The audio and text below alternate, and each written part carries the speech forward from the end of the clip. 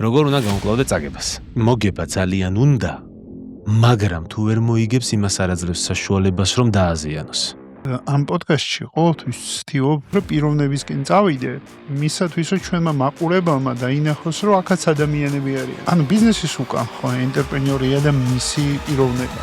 ჩემ ცხოვრებაში არ მახსოვს მომენტი, როდესაც ბიზნესმენობის გარდა სხვა საქმე მინდოდა. ნიკა აბაშიძე. მეწარმე, რომელმაც ისეთი ბანალური რუტინა, როგორიცაა მანქანის შეკეთება, ინოვაციურ სტარტაპად აქცია. პლატფორმა, რომელიც ათასობით მომხმარებელს უმარტივებს ყოველდღიურ ცხოვრებას. ლიდერი, რომელმაც თანამშრომელთა мотиваცია გუნდის მართვის მთავარი იარაღად აქცია. დღეს მისი სტარტაპი მომხმარებელს თავაზობს კომფორტს და ასევე ასწავლის გუნდს, რომ იყოს არა მხოლოდ შემსრულებელი, არამედ საკუთარი შედეგის თანამონაწილე. ქარუში რანაირი ლიდერშიპი გაქვს? არო არის თავიდან ბოლომდე აწყობილი мотиваციაზე. მე არ მჯერა კონტროლის. თუ ვინმეს კონტროლი ჭირდება, ესე იგი ის ცუდად აკეთებს თავის საქმეს. ხარუდა, არავინ არ იცი. არსებობენ წარმატებული სპორტსმენები, მაგარი მსახიობები და ამ იერარქიაში ყველაზე მაღლა დგანან ისინი, ვინც ეკონომიკას ქმნიან. ცხოვრება არ არის სამართლიანი ადამიანისკენ, რა ცხოვრება არის ძლიერი ადამიანისკენ. თუ შეგეშინდა ბიზნეს ვერ აწყობ. შიშარაკასის აშენებული დიდი ბიზნესი ჯერ არ მინახავს. ძალას ემორჩილება ყველაფერი საბოლოო ჯამში.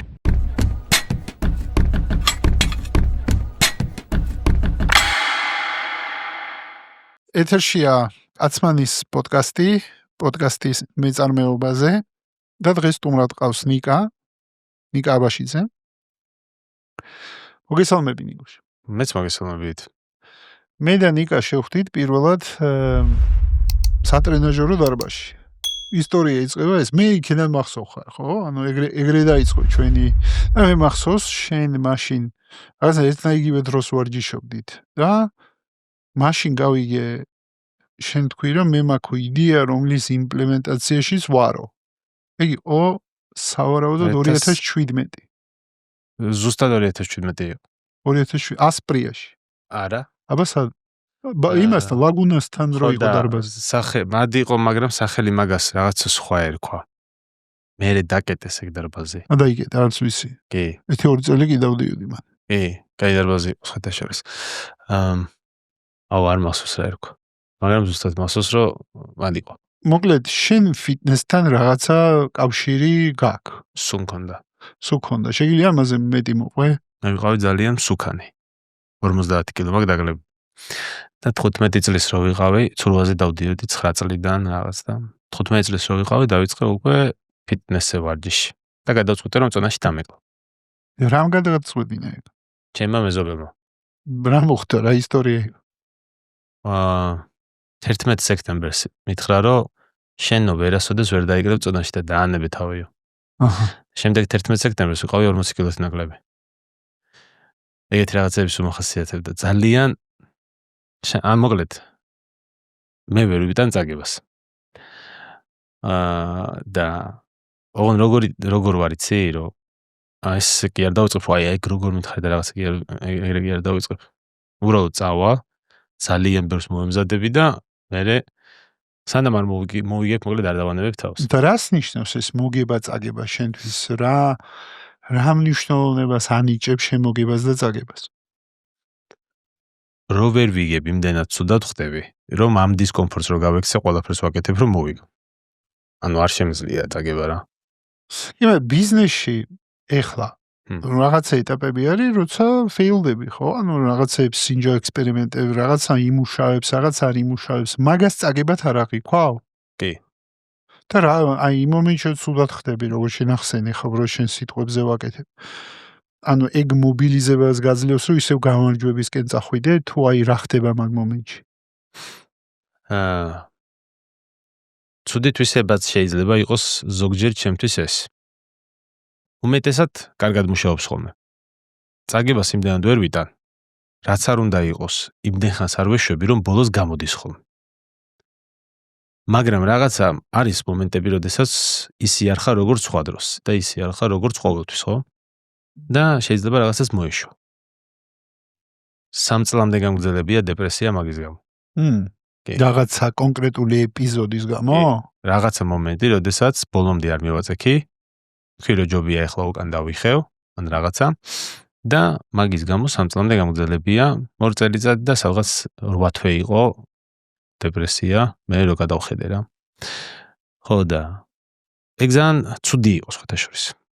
ფაქტობრივად ეგ დრო დაუკარგი ცხოვრებაში, მაგრამ სამაგიეროდ ვისწავლე რომ შეიძლება მაგამდე მიუყვაოს მაგა და მაგას რაღაცა უნდა მოუხერხოს. მაგის პასუხის ძიებაში მაგას რა უნდა მოუხერხო? უყურე ნონა გაფრინდაშვილის ქალბატონი ნონა გაფრინდაშვილის სტუმრობას იმასთან. აუტანაციის უბგში. ხო და მან ხსნის ძალიან მაგრად ქალბატონი ნონა როგორ უნდა გამკლავდე წაგებას. ძალიან მაგრად ეს ქალბატონი ნონა რა დაგამახსოვრდა მან? აი ნახე ქალბატონი ნონა ხო ძალიან ემოციური ადამიანია და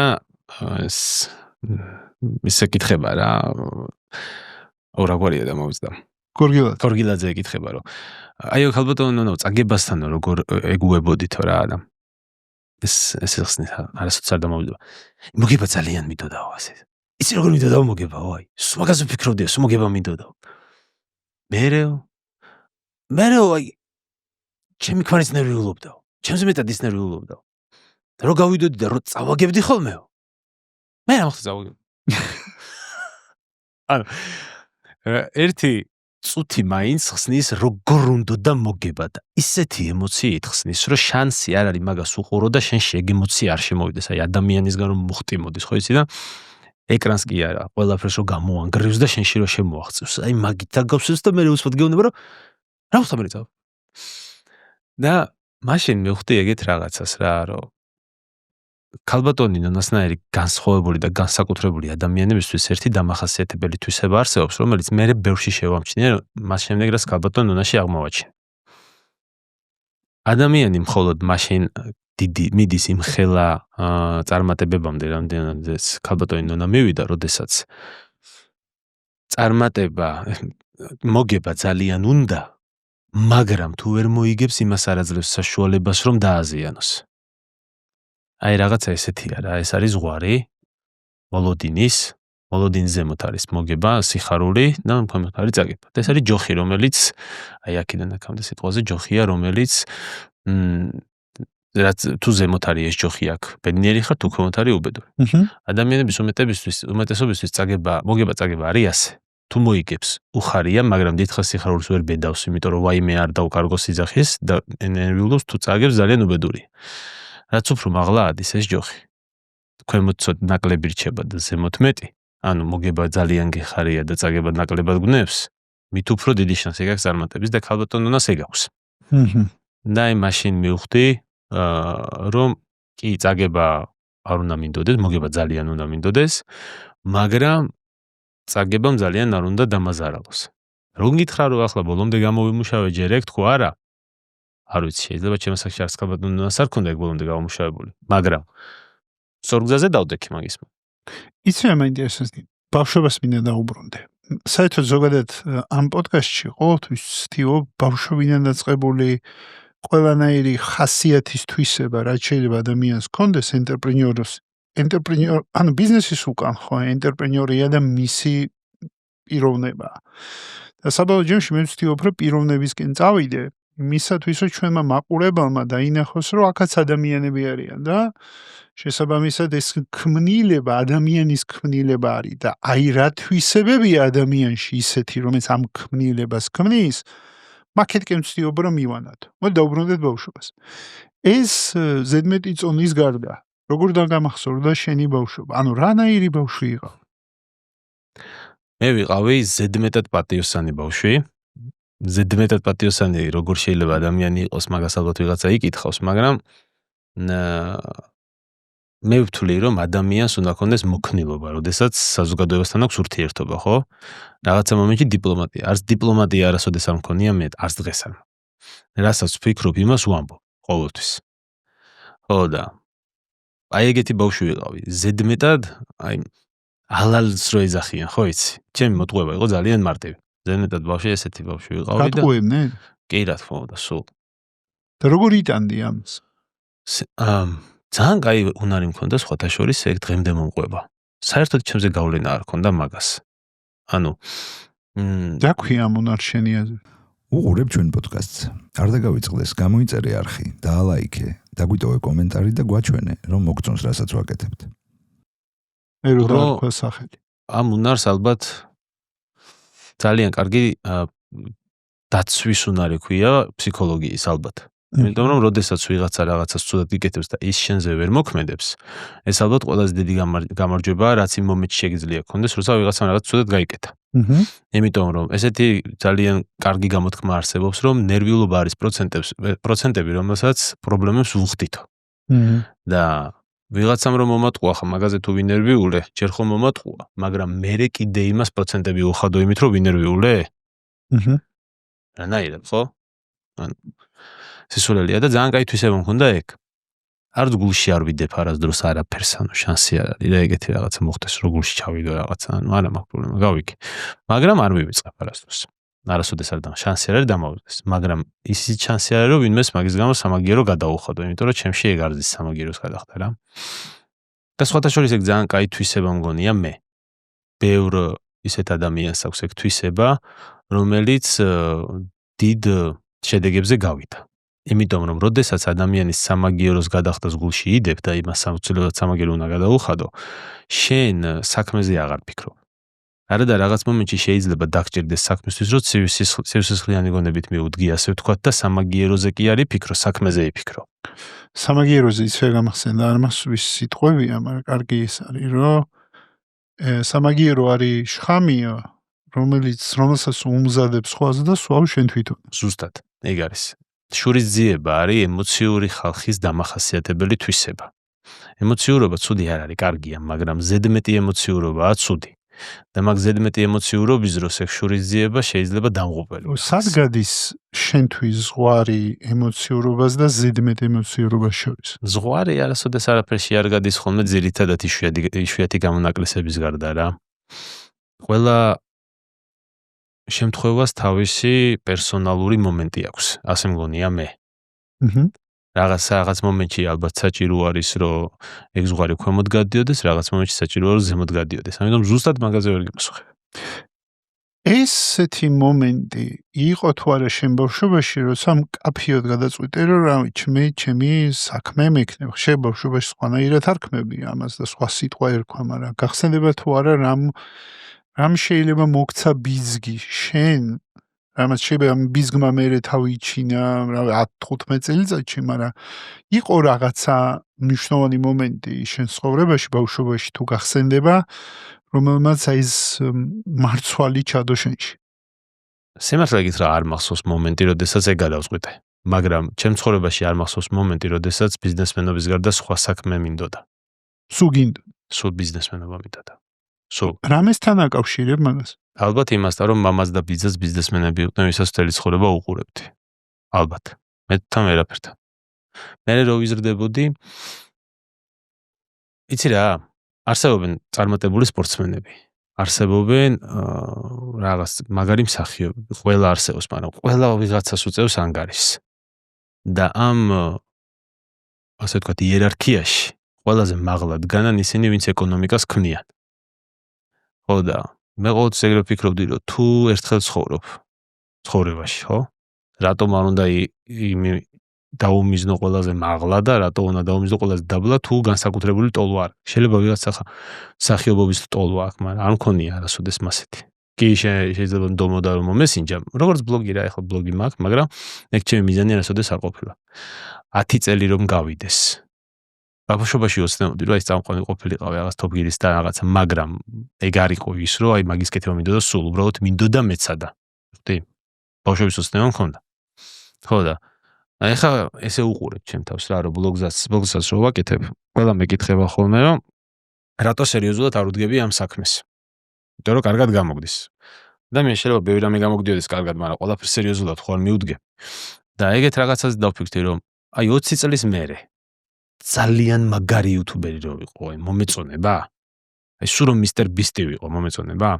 ჩემი თავი არ მომეწონება. ხო და ესე იგი ჩემი საქმე არ არის ეგ რა. აი სოსო ერა უნდა უცუნდა ძალიან, მაგრამ მოწონს აკეთებს ბედნიერია. და აკეთოს სოსომ რა. და აკეთებს კიდეც მთელი გულით. განსაზღვროს იქ ხალხსა და აინტერესებს მაგის გულისთვის წავა რაღაცას. ნუ როგორც მე მესმის, შენთვის ბლოგი ინსტრუმენტია იმისათვის, რომ ბიზნესი გაწიო წინ. თან ეგ მაგის მიზნით არ დამიწყია რა, მე პროსტა მაგრა მევასებოდა ეგ. იცი რა არის? მე მიყვარს მანქანებზე როცა ვლაპარაკობ. აი, ხო არის რომ ადამიანები დაჯდებიან ხოლმე და უყვართ წიგნებზე რომ საუბრობენ. ან დაჯდებიან და უყვართ პოეზიაზე რომ საუბრობენ. მე მიყვარს მანქანებზე რომ ვლაპარაკობ. და კიდე რაღაცა ის მაქვს. მეორე, ასე თქვა, სურვილიც მაქვს რაღაც ბლოგის. რომელიც ჯარგამიკეთებია, მაგრამ გეგმაში მაქვს დაკონსერვებული რა. იმასაც სიამოვნებით გავაკეთებდი, მოვიკლავ იმასაც გულის ჭიას, მე შეიძლება იმასაც შევეშო. ეს არის რაღაცები, რაც ჩემს ცხოვრებაში როგორც ტენისი გამოჩნდება ხოლმე ვიღაცის ცხოვრებაში და მიყვება და არაპროფესიონალურ დონეზე ერთობა მაგითი, ასე გავყვები მეც რა. ნუ ძალიან ჯანსაღი მგონია ეს ყველაფერი. თუმცა ბიზნესაც ძალიან ეხმარება, მაგას ვერ ვიტყვი რომ არ ეხმარება. ძალიან ეხმარება. ხომ ძირითადი მიზანი ეგა. ძირითადი მიზანი არის ის, რომ მე ძალიან მინდა მიყვარს მანქანები და მაგაცე საუბარი. საიდან მოდის ეს სიყვარული მანქანების? არ ვიცი, მაგრამ ბებია ჩემი დღესაც იხსენებს ხოლმე, რომ მთელი ბავშვობა მე ვიყავი ძალიან მოუსვენარი ბავშვი. 5 წლის რო ვიყავი იმ დროიდან, მე მახსოვს უკვე ჩემი თავი. და ეგეც მახსოვს, რაც ბებია ჩემი იხსენებს ხოლმე, მე ამომიტევტევდა რა, რომ იმდენად მოუსვენარი იყავიო, რომ აი აუტანალობამდე მიდიოდიო რა და ერთადერთი მაშინ ჩუმდებოდი და წმარდებოდი, როდესაც დაგვსვავდიო ესე იმასთან აივანზე. როგორ იყო იცი ჩვენთან? აივანი უყურებდა გზას. და ამ აივანს შიგნით ჰქონდა ესეთი რაფა. პანჯარა ხო გადის აივანზე და მაგაზე ჩამოსვავდა ხოლმე ბებია ჩემი და მანქანები როგორ დადიოდნენ წინ გზაზე უყურებდი და მთელი დღე შეიძლებოდა მჯდარიყავი და არ განძრეულიყავი მაშინ, როდესაც თუ მან დარიჯექი ჭკუიდან გადაგვიყვანდი ხოლმე ყველასო. და სათამაშო მქონდა საჭე. 2 საჭე მქონდა. ერთ საჭეს არაფერი არ ქონდა, ესეთი პლასმასის საჭე იყო, რომელსაც ეს პლასმასები უკვე ფრჩხილის და ესეთი რაღაც ხახუნისგან ამოტეხილებივით ქონდა გვერდზე, ესე დასერილები და ეს დღესაც მახსოვს ხელის მოსმისას, როგორ მიკაწრავდა ხელს. სიგნალის ადგილი შუაში ამოღებული ქონდა გული. და ესეთი შურუფების ნასვრეტები ქონდა. ეს საჭე იყო მთლიანად შავი. და ხელს რომ მოკიდებდი, უხეში საჭე იყო, მაგრამ პლასმასის სირბილე ქონდა. მიხვდი? 3 ზოლი ქონდა. და შუაში ესეთი ჩაღრმავებულები. ერთი ეგ საჭე მქონდა, რომელიც ყველაზე მეტად მიყვარდა, როგორც თან, აი დეტალურად გახსოვს. არასოდეს არ ხელშიც მახსოვს, როგორ გძნობდი რა მაგ საჭეს. მიხვდი? განცდის დონეზე გახსოვს. კი. აი ეს იცი რა მახსოვს, აი ეს ხო ახლა გასარაში ვის არის რა, გაშკურკულია. ამას ხსოვს ხო პრიალებს, მაგრამ ეს რო გაშკურკული არ იყოს და წამოწეული რო აქ. ესე რომ გადაუსვავ ეგრე ქონდა იმასაც. ესე ვაცრიდი ხოლმე მე ეს პატარა ეს რაღაც ესე ვაძრობდი ხოლმე რა, ძალიან რო აიქეცლებ. ხო და მაგ საჭით დავრბოდი ხოლმე სახლში და ხმებს გამოვცემდი. მანქანები. ესეთ რაღაცებს მე ზადნისაც ვაძლევდი და რაღაც. ეგ იყო ჩემი სათამაშო, საჭე. ბარემიც გამახსენდა, მე დედა ჩემი მიყვებოდა, მე ეგრე კარგად ბავშვობა არ მახსოვს. და მიყვებოდა, რომ აი ესე რომ დავემშვიდებინე, მანქანით არა, მანქანა არ ყავდა ეხლა. მამა ჩემს და დედა ჩემს. ტრანსპორტში ჩამსვავდნენ და იქ ვშვიდებოდი. ანუ ან ავტობუსში, ან ტროლეიბუსში, ან მეტროში, მაშინ იგი ტრანსპორტი იყო. და ტრანსპორტში ვიძინებდი. ანუ იგი ანუ არა ხარ ერთადერთი ვისაც მანქანები ამშვიდებ. რა თქმა უნდა. ხო და ეგ იყო ძალიან მაგარი. ეგ საჭე და ეგ იყო ჩემი სათამაშო. და ძალიან მიყვარდა მანქანები რა. მთელი ბავშვობა. არ ვიცი საიდან დაიწყო ეგ ყველაფერი. ალბათ ბიძა ჩემისგან იმას უყვარდა ძალიან, მაგრამ მამა ჩემსაც უყვარდა. მაგრამ რატოღაც უფრო მახსოვს, რომ ბიძა ჩემს უფრო უყვარდა, რომ ვერ ვიგებ, არ მახსოვს საით. და ჩვენ როგორ იყო, იცი, ანუ ჩემი დედის მშობლების სახლში ცხოვრობდით, სანამ 6 წელს გავხდებოდი. მერე არის მეზობლად იყი და მამა ჩემა ბინა. და იქ გადავედით და ესე ვიზრდებოდით ორი ოჯახი ერთად კარის მეზობლები ვიყავთ. ხო და მაგიტომაც ხშირად ვახსენებ ხოლმე ბიძა ჩემს, დიდი წვლილი აქვს ძალიან ჩემ აღზრდაში მიღებული. ხო და ეგ ძალიან მახსოვდა რა და არასოდეს არ დამოვიწყდება კიდე ერთი მომენტი, მაშინაც 5 წლის ვიყავი. მე სკოლისთვის ვმზადებოდი. დინამოზე ბაზრობაზე ვიყავი წასული და აი ეხლა მიხვდები როგორი ბავშვი ვიყავი, რამდენად მორიდებული, მიუხედავად იმისა, რომ ცელქი ვიყავი, რამდენად მორიდებული ბავშვი ვიყავი. რაღაც მანქანა დავინახე, მომეწონა რა და ჩემს უთხარი რომ მეთქი ვიცი რომ ვერ მიყიდით ხო და შემახედეთ უბრალოდ ხო. და ეს წამიყვეს და მანახეს მანქანა იქ რო იყო უბრალოდ რა იმიტომ არ ქონდათ ფული რო ეყიდათ. მაგრამ ეგეც მახსოვს ეს მანქანა როგორი და ეს ჩავიარე და ეს მსხალი ეყიდა ესე რა და შემახედეთ მე უბრალოდ მიგრუნდი შევხედეთ და წავედით მე რა. ხო და აი ეგ იყო რა თელს ამდენი დინამოზე ამდენი ნივთი რო ამდენი სათამაშო როა და შენ რომ მანქანას შეამჩნევ და იმაზე მოგინდება შეხედვა ესე იგი და შენ რო ამბობ თავიდანვე მინდოდა რომ ბიზნესი მეკეთებინა ეს მეორე კომპონენტი ზუსტად იცოდი რომ შენი ბიზნესი მანქანებზე იქნებოდა? ეხლა მე მივხვდი რომ ზუსტად ვიცოდი. ქაროს იდეა როგორ მომივიდა მოყოლილი ბაქ მე მგონი შენთვის არ ვიცი თუ გახსოვს. სარბენ ბილიგზე დავრბოდი და ხო, სარბენ ბილიგზე დავრბოდი და უცბად ტვინში დალაგდა ეს ყველაფერი როგორ უნდა ემუშავა ამას. ეგრევე ჩამოვედი სარბენი ბილიგიდან. Lion Fitness-ი არის ბელიაშვილზე. მაშინ ეგრევე ჩამოვედი სარბენი ბილიგიდან, გავიქცე სახლში, Wix-ზე ავაწყე საიტი და 2 დღეში გავუშვი. მაგრამ მე რო ვიაზრებ რატო დალაგდა ტვინში ეს ყველაფერი, არ იყო ეგეთი რაღაცა რომ ძალიან რთული პერიოდი მქონდა მაშინ. რაში იყო სირთულე? მოკლედ მამა ჩემი რაზეც მუშაობდა ის საქმე გაუჩერდა ბოლომდე. რაღაც დაკარგა ხელშეკრულებები რაღაცეები და სირთულე იყო იმაში რომ შემოსავალი არ იყო არაფერი საერთოდ სახლში. მარტო დედაჩემის მასწავლებლის ხელფასი. რომელი წელიანი? ეს არის 2016 და რა დონეზე ვარ იცი? ერთი მანამდე ახლა რაღაც იაფიანი მანქანები ყავდა სახლში. 3 ცალი. თითო ან რამე გასაგებია თითო $3,000 რა. და ერთი გავყიდეთ. ამითი ბინის იპოთეკის ფული გადავიხადეთ რაღაცა 2 თვის და ცოტა ფული დამრჩა რომ მეარსება. და ეს სტუდენტური ბარათი მქონდა ჯერ კიდე შემორჩენილი და 70 ლარა დაბონიმენტი მქონდა აღებული დარბაზში და დავდიოდი და მაშინ ვარ წარმოიდგინე 24 წლის. არა 25-ის 6-ის ხვდები. ხო და ძალიან რთულია 25 წლის კაცისთვის ის მომენტი რომ ეგრე არ აგაქვს ფული. მაგრამ ხდება ყველას ცხოვრებაში ხან ზემოთ ხან ქვემოთ რა. ხო და თუ ზოგჯერ ზემოთ რა აღმოჩნდა ქვემოთ უნდა აღმოჩნდა. ხო, ეგეც არის. მაგას მეც მივხვდი ხო რომ ესე დადის რა და ძალიან რაც უფრო ძალიან ჩადიხარ მით უფრო მე მაღლა ავიხარ. ხო და ეგ მომენტი იყო და ტვინში ვალაგებ რომ რაღაცა უნდა გავაკეთო და აღარ მინდა რომ ფულს ვსდიო მივხვდი? ეგეც აღარ მინდა. რაღაცა მომენტია ეგეთი ალბათ. შეიძლება ყველას აქ შეიძლება მე მქონდა არ ვიცი რომ მარტო ის კი არ არის რომ აი ამან უბრალოდ რაღაც ფული მომიტანოს, რაც გინდოდა რომ სულ გეკეთები და თან ეგ გინდა რომ იყოს. და მთელი ცხოვრება მინდა რომ ტექ ბიზნესთან ყოფილიყავი დაკავშირებული და თან მანქანებთან. და ესე ფიქრობდი რაღაცეებს და ტვინმა თავისი დაალაგა ეს ყველაფერი უცბად. დაალაგდა, მაშინ როდესაც ვარჯიშობდი, აი მე კარგდი დავრბოდი საკაიფოდ და მაშინ ესე სტრესი რო გაქვს მოწყვლილი და რო ცხარჯავ მთლიანად. ესე უცბად დაალაგდა ყველაფერი და წამოვედი დავიწყე და მიყვა რა. ეკისადმი ტოვა საიდან? ბავშვობიდან მქონდა ტექისადმი ტოვა, მაგრად მევასებოდა ტექნოლოგიები. ძალიან მაგრად რა და აი ყველაფერს უყოლოდ ახალს რაღაც აი უბანში რო Windows საყენებს ხო ის ეგ ტიპი ვიყავი რა. დისკები მქონდა ეს Windows-ების რა. და ვისაც რამე ჭირდებოდა დავვოდი და უყენებდი ხოლმე და მეხალისებოდა მაგრად მევასებოდა. ძა. სხვადასხვა ასას ნიკა ყვება ბავშვობიდან გამომდინარე მეგობრებო მინდა ერთი რაღაცა ვთქვა რომ ძალიან ბევრი ადამიანი რომელიც მაგალითად შუასაკის ან კარიერულ კრიზისში რო არის და თუ პატივი მერგო რო კოუჩინგი უკეთა ეგეთ ადამიანს ყოველთვის ვაბრუნებ ბავშვობაში.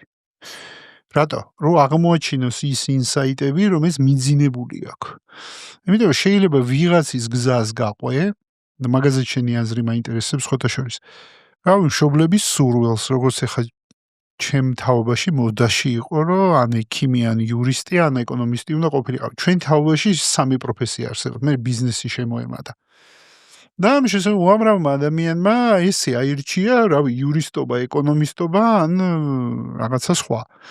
და როდესაც კრიზისი დგება, როდესაც ამოწურე შენი თავი რაღაცა პროფესიაში და ვეღარ იზდები და ჭერს რო უთხოვ, მაგ მომენტში ძალიან სასარგებლო არ არის აუცილებლად რომ კრიზის ელოდო რომ მან წახვიდე ელემენტარულად რომ დაუბრუნდე შენ ბავშვობას იმედიტი რომ გამოკითხო თუნდაც ხალს აი რას ვთამაშობდი რას ვაკეთებდი როგორ ვერთობოდი შეიძლება აღმოაჩინო ზუსტად ინსაიტები რომელზედაც ახლა ნიკა გვიზიარებს ხა ნიკას არ დავიწყებია როგორც ხვდები თავის ბავშვობა და კარგად ახსოვს მაგრამ ძალიან ბევრ ადამიანს ნიკა ბავშვობა არ ახსოვს ხო ან მეხსიერება არ არის ბავშვობაზე. სულ ის გაბორმათე ხო იცი მაგაზე რას იცახეს. ორი ვარიანტია როცა არ გახსოვს შენი ბავშვობა. ან ძალიან მურტალი რაღაცა ხდებოდაო შენ ბავშვობაში და მეხსიერება წაშალაო. ან მეორე ვარიანტში არაფერი ისეთი კარგი არ ხდებაო რომ გახსოვდეს. ხო. ემოციური ბმა არ ქონდა არაფერთან. ხო. მეც ხო ეგეთი რაღაცები მახსოვს მარტო რასთანაც ემოციური ბმა მქონდა. ყველაზე მეტად რომ მეთკინა, ყველაზე მეტად რომ გამეხარდა ეგეთი რაღაცები რა. ემოცია რაც უფრო ძლიერია, მით უფრო დასამახსოვრებელია. ნიკა ერთი კითხვა მაქვს. იყო როდესაც მე უბრალოდ წავიკითხე ინტერვიუებიდან და რაღაც მე ბევრი შენი ვიდეო ვნახე ბუნებრივია სანამ პოდკასტი დავიწყე და ინტერვიუს წავიკითხე და რაღაცები. რამენაირი ზემოქმედება შენზე იქონია აი მამის ინციდენტმა როცა მამაშენს შეექმნა სამართლებრივი პრობლემა. რამენაირად ამ ინციდენტმა შენზე ზემოქმედება იქონია შენ გადაწყვეტილებებზე. რა თქმა უნდა კი. რა იყო შენთვის რა დასკვნა გამოიტანა? დასკვნა გამოვიტანე ის რომ ცხოვრება არ არის სამართლიანი ადამიანისკენ, რა ცხოვრება არის ძლიერი ადამიანისკენ. საინტერესო დასკვნა გამოგიტანი. ხო. ძალას ემორჩილება ყველაფერი საბოლოო ჯამში. სამართლიან ადამიანებს ხელი ეწყობათ, მაგრამ ყველაფერი მაინც ძალას ემორჩილება. ოკეი. და შენ ძალისკენ რა გადაწყვიტე რომ ძალაუფლება ჩემ ხელში იყო თუ რა გადაწყვეტილება მიიღე? ან ძალაუფლება შენ ხელში უნდა იყოს, ან ისე უნდა გააკეთო ყველაფერი რომ ძალაუფლებას ისაწყობდეს რაც შენ გაწყობს, თუ გინდა რომ ისე მოხდეს ყველაფერი როგორც შენ გინდა რომ მოხდეს. არ არის აუცილებელი ძალაუფლება შენ ხელში იყოს. ძალაუფლებას ხშირად დიდი პრობლემები მოყვება ხოლმე. უფრო ჭკვიანი ადამიანები ძალაუფლებას ხოს უტოვებენ. და ისე აკეთებენ ყველაფერს, რომ ვის ხელში ძალაუფლება არის, ისე მომდეს მოქცევა, როგორც თვითონ უნდა რომ იქცეოდეს. რუხი კარდინალებსაც ეძახიან ხოლმე მაგათ. და კომპანიაში როგორ გადაითარგმნა ეს? რანაირი ლიდერი ხარ? აი ესეთი, მოდი ხა კარგად ებმისე კითხვა. რანაირი ლიდერი ხარ? ანუ რუხი კარდინალი ხარ შენ კომპანიაში თუ სხვანაირი ლიდერი ხარ? შეგიძლია მოყვე ცოტა აი ქარუში რანაირი ლიდერშიპი გაქვს შენ? აი, კაი კითხვაა ძალიან, იმიტომ რომ კარგი პასუხი მაქვს მაგისთვის. ვიცი რა პასუხი უნდა გაგცე და ფიქრი არ დამჭირდება. ქარო არის თავიდან ბოლომდე აწყობილი мотиваციაზე. მე არ მჯერა კონტროლის. იმიტომ რომ თუ ვინმეს კონტროლი ჭირდება, ესე იგი ის ცუდად აკეთებს თავის საქმეს, აბა მაშინ კონტროლი რატომ ჭირდება? მე მჯერა мотиваციას. ისე უნდა მოაწყო ყველაფერი, რომ იმას აწყობდეს საქმე გააკეთოს ისე როგორც შენ გინდა რომ გააკეთოს. მაგალითად ავიღოთ ავტოასისტენტი. ქაროში არის ეგრე. ავტოასისტენტი არის პასუხისმგებელი შეკეთებულ ავტომობილზე. მას აქვს საგარანტიო თანხა, რომელსაც აგროვებს როგორც საპენსიო დანაზოგი გროვდება ისე. თითოეული შეკვეთიდან რაღაცა თანხას რიცხავს სპეციალურ ანგარიშზე, სადაც ეს მას უგროვდება. თუ ჩვენგან წავა, გაყინულია. ვერ ვეხები. ვერსად ვერ გადავიდან ძალიანაც რომ მინდოდეს. თუ ჩვენგან წავა, ამ თანხას იღებს 6 თვის მერე. რომ მისი კუდები თუ რამე მობრუნდა, მე ხალხს აუნაზღაურო და კლიენტი დაჩაგრული არ დარჩეს. ნახე რა ხდება ასეთ შემთხვევაში, ხშირად თავიდან გქონდა ხოლმე ეგეთი პრობლემა, რომ თქვენ რატო არ ხართ პასუხისმგებელი შეკეთებული შეკვეთების მანქანაზე პასუხისმგებლობას გაურბი ხარ? არ გაურბი ვარ, იდიოტიზმია მაგის გაკეთება. წარმოიდგინე, როგორ უნდა ატყუებდე მომხმარებელს, ან იდიოტად თვლიდე რომ ეუბნებოდე რომ მოდი, საქმეს გაგიკეთებს კაცმანი, პასუხისმგებლობას ავიღებ მე. სისულელია, ხო მაშინ კაცმას რატო აქვს мотиваცია რომ საქმე გააკეთოს კარგად, თუ მისი გაფუჭებული ჩემი გამოსასწორებელია. ჩვენ ვეუბნებით საქმეს ვინც აკეთებს, ის არის პასუხისმგებელი.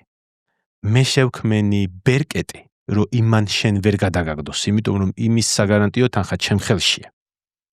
და მე ვწყვეტ, მისი გაფუჭებულია თუ არა მანქანა, იმიტომ რომ მე არ მაქვს არანაირი мотиваცია, რომ ავტოასისტენტს ხელი დავაფარო, რადგან ჩემი გადასახდელი არაფერი არ არის. ეს ავტოასისტენტმაც ხომ იცის. შესაბამისად იცის, რომ თუ რამეს გაგიფუჭებს მანქანაზე, ან მოგატყუებს. მისი გადასახდელია. და მას არავინ არ შეეკითხება გადაიხადოს თუ არა. იმიტომ რომ ჩემ ხელშია მისი საგარანტიო თანხა რომელთაც გადავიხდი. ამიტომ ეს თვითონ რო არ გაუხდეს გადასახდელი, თუ იდიოტი არ არის, არაფერს აღარ მოგატყუებს. თუ იდიოტია, დიდხანს მაინც ვერ გაჩერდება ჩვენთან რა. რაღაცას დებილობას იზამს, ავიღებ იმის თანხას, შენ გადაგიხდი იმას კონტრაქტ შეუწყვეტა. ყოფილა ხედავ, ეგეთი. კი კაცო რამდენი წინა. ქარუდან არავინ არ მიდის, იცი? კომპანიებს ბრუნვა ხო აქვთ თანამშრომლების. ჩვენ არ გვაქვს. არავინ არ მიდის საერთოდ ჩვენგან. ანუ დენადობა გაქვს დაბალი. თითქმის 0-ის ტოლი. რო გადავითვალოთ პროცენტებში, ალბათ 3%-იც არ მაქვს დენადობა. და ბევრი ძალიან წასულა და დაბრუნებულა. და ზოგი ორჯერ და სამჯერ. ხო და. ნახე ხა აქ რა თემაა. არავის არ ვაკონტროლებთ. საერთოდ. იმიტომ რომ კონტროლი არის ილუზია, რომელთაც მომხმარებელს მოვატყუებ. არავის არ ვატყუებ, არავის არ მჭირდება. მე ვეუბნები, ცუდად მოიქცევი, შენი ფულიდან გადავიხდი. მორჩა, იქცევიან კარგად. არაფერში არ ჭირდებათ რომ ის ფული გამოეცალოთ. იმიტომ რომ ეს ფული მაგათია ისევე რა. წავლენ ერთიანად იღებენ, მაგარია. ხედავ, ისა, ოქროს პარაშუტი აქვს. თუ რამე მოუნდა. აბა ვინ შეუქმნის საფრთხეს? საკუთარ თავს ვინ შეუქმნის საფრთხეს? მე ვერ შემიქმნისა. სახელსაც კი ვერ გამიტეხოს. იმიტომ რომ არ დარჩება კლიენტი რა, მოტყუებული. ავტოასისტენტის ბრალია? ფულს მიიღებს. და რა მექანიზმია, რომელიც იხილავს кейს? მაგას უკვე ქვია პრობლემური შემთხვევების სამსახური. რომელსაც ეს ავტოასისტენტი, ეს უბრალოდ მომხმარებელი მიმართავს, ჩვენ წამოვიყვანთ ამ მანქანას, შევამოწმებთ, უკვე ჩვენი თანამშრომელი ამოწმებს ამ მანქანას, თუ ნახეთ რომ ავტოასისტენტი, ხო, რა თქმა უნდა, ავტოასისტენტი არ არის ჩვენი თანამშრომელი. ეს არის ჩვენი პარტნიორი. ხელოსნები, აუდიტია ფაქტია. ავტოასისტენტი არის ჩვეულებრივად, ანუ როგორც ვოლტი ისე მუშაობს ზუსტად, რესტორანი ხო ვოლტის არ არის. ხო, ეგრევე ვარ ზუსტად ჩვენს პლატფორმა ვართ. ხო და ჩვენ უკვე თანამშრომლები ამოწმებენ ამ ყველაფერს რა. აღმოუჩენთ ავტოასისტენტი, აღმოვაჩენთ რომ ავტოასისტენტის ბრალია.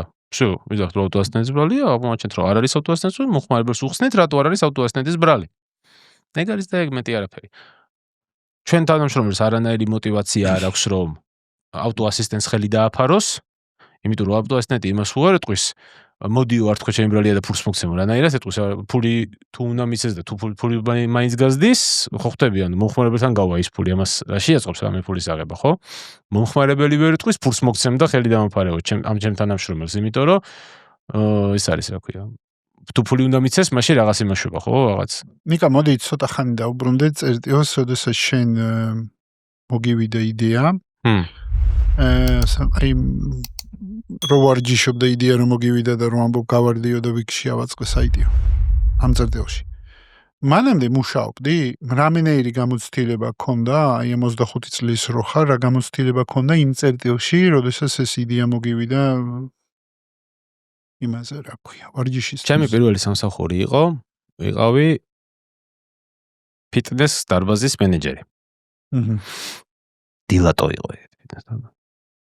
მაგის მე მუშაობდი ვაჭრობაში. ჩემი პატარა ფორდი მყავდა, ორ პარტნიორთან ერთად, მარშრუტკები რო არის ფორდის. და თბილისის დინამოს ბაზარზე მოვაჭრეებს ვამარაგებდით ბურღულეურით. მაგის მე მუშაობდი კარაქსზე. და ისეთი ის იყო რა, ჩალიჩ მეისტერი უფრო ვიყავი, ვიდრე რო გითხრა რომ რამე სტრუქტურული ის. ვიყიდო გავყიდო თემა. ადამიანებთან ურთიერთობა, ასე შემდეგ რაღაცეები რა. ძალიან ბევრი რაღაცა ვისწავლე მაშინ, ძალიან გავიზარდე, მაგრამ როგორც ასეთი სტრუქტურულ სამსახურში ნამუშევარი არ მქონდა. და ეგ პრობლემა იყო ჩემთვის რაღაც მომენტში, იმიტომ რომ მომიწია მაგისი სწავლა. და სად ისწავლეს, რომ საჩი აქვს ეს უკვე? ქაროში. ქაროში. მე არასოდეს ფაქტობრივად ვიღაცაზე არ მიმუშავია არასდროს. დიდ კომპანიაში ხომ მithumetes რა, 3 თვე ვიმუშავე, მარტო იმ ფიტნეს დარბაზის ინსტრუქტორად ეგეც რა და ხვდები, ანუ ეგ არაფერი არ არის. ხოდა ვინმეზე არ მიმუშავია რა, ყოველთვის ვიყავი თვითდასაქმებული. უფროსი არ მყოლია მოკლედ. ეგ პრინციპული პოზიციაც იყო ცხოვრებისეული, რომ უფროსი არ ყოლოდა თუ ახალგაზრდობაში იყო, მაგრამ მე რომ გავიზარდე, მივხვდი რომ მაინც ვერ ვიმუშავებდი უფროსი რომ ყოლოდა რა, ეგეთი ტიპი ვარ მე, ანუ მე ეს ჩაკეტის იმაში რა ქვია, სტრუქტურაში ვერ ვიმუშავებ, არ შემიძლია. ანუ ვინმე თუ მე მუშავება სიტყვაზე, სულ რო ვიღაცაზე ვიმუშაო, მე საქმე უნდა გავუკეთო მაშინ როცა მე მინდა და ისე როცა მე მინდა რა. ანუ ისე რო დილის 9 საათი სადმე მივიდა საღამოს წამოვიდე, გავგიჟდები, იმიტომ რომ ის 3 თვის განმავლობაში ჭკვიდან გადავედი კი, მაგრამ არ შემიძლია ეგეთი რაღაცა რა, ანუ არის ვიღაცას შეუძლია ქსოვა და ნერვები ყოფნის, არის ვიღაცას არ შეუძლია და დაპუტავს იმას, ხო? მე არ შემიძლია. ანუ როგორ გამოიყურება შენი დღის წესრიგი? ან და როგორ დგება საერთოდ? ჩემი დღის წესრიგი გამოიყურება ასე. დილით ვიღვიძებ, პირველ რიგში ბიგლუ უნდა გავასეირნო, ჩემი ძაღლი. ბიგლუს ცალკე კითხვები მაქვს. კი, პიროვნება. ჩემი ძაღლი უნდა გავასეირნო. მე ეგრევე მივდივარ ოფისში და საქმე რაც არის, იმას ვაკეთებ. შუა 3-დან 5 საათამდე უნდა ვივარჯიშო, აუცილებლად. და მე საღამოს გავაგრძელ და სანამ საქმე არ მორჩება რა. ხო, მაგრამ ეგ ხო მიუთითებს რომ რეალურად შენივე კომპანიაში გაქვს დისციპლინა. არა, დისციპლინა მე სულ მაქვს ცხოვრებაში. დისციპლინა რო არ მქონდა 50 კილოსაც ვერ დავიგლებდი. დისციპლინირებული ვარ, თან ძალიან დისციპლინირებული ვარ. მაგრამ დისციპლინა არ ნიშნავს ჩაკეტილობას, მიხვდი?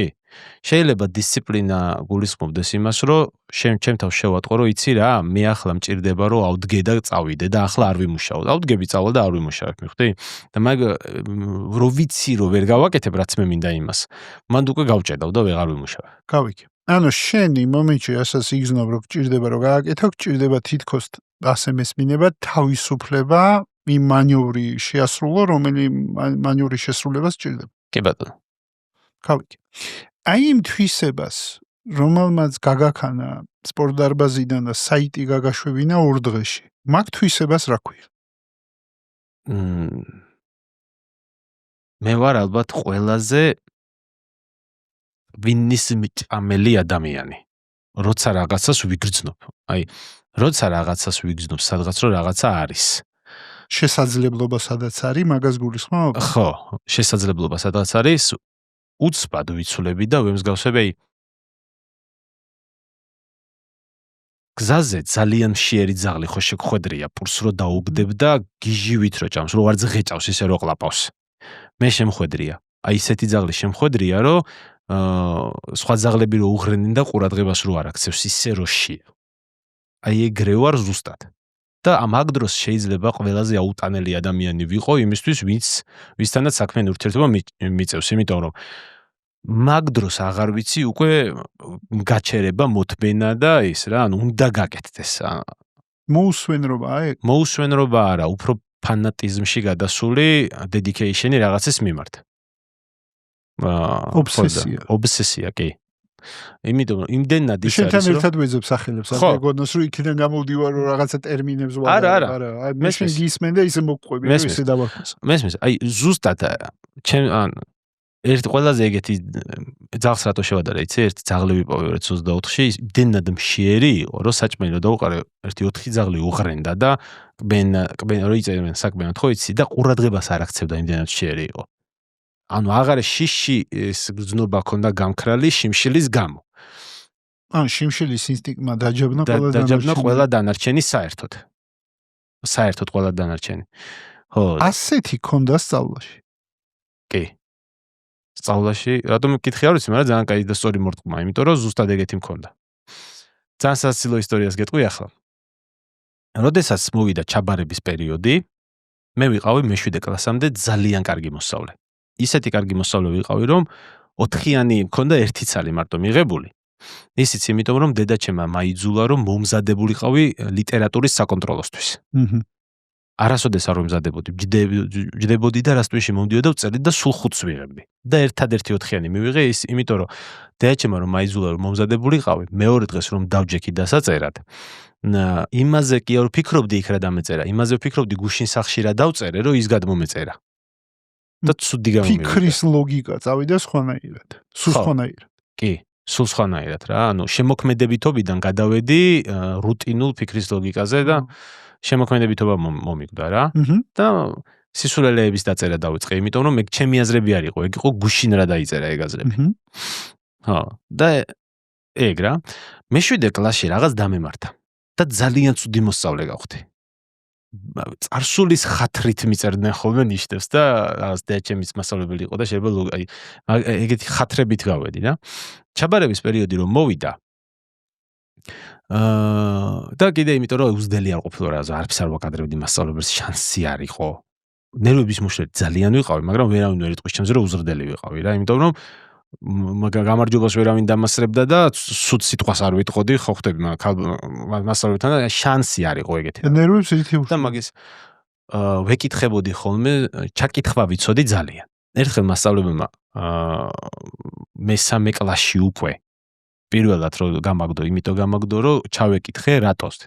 და მე თუ კლასიდან მაგდებდნენ, ყველა მიცოდა რომ ერთადერთი მიზეზით მაგდებდნენ, ვეკითხებოდი რატო. აი მაგალითად ლიტერატურაში მაგალითად ჩემი ლიტერატურის მასწავლებელთან მომივიდა კამათი რაზე. ესეთი მოთხრობა გვასწავლეს რომ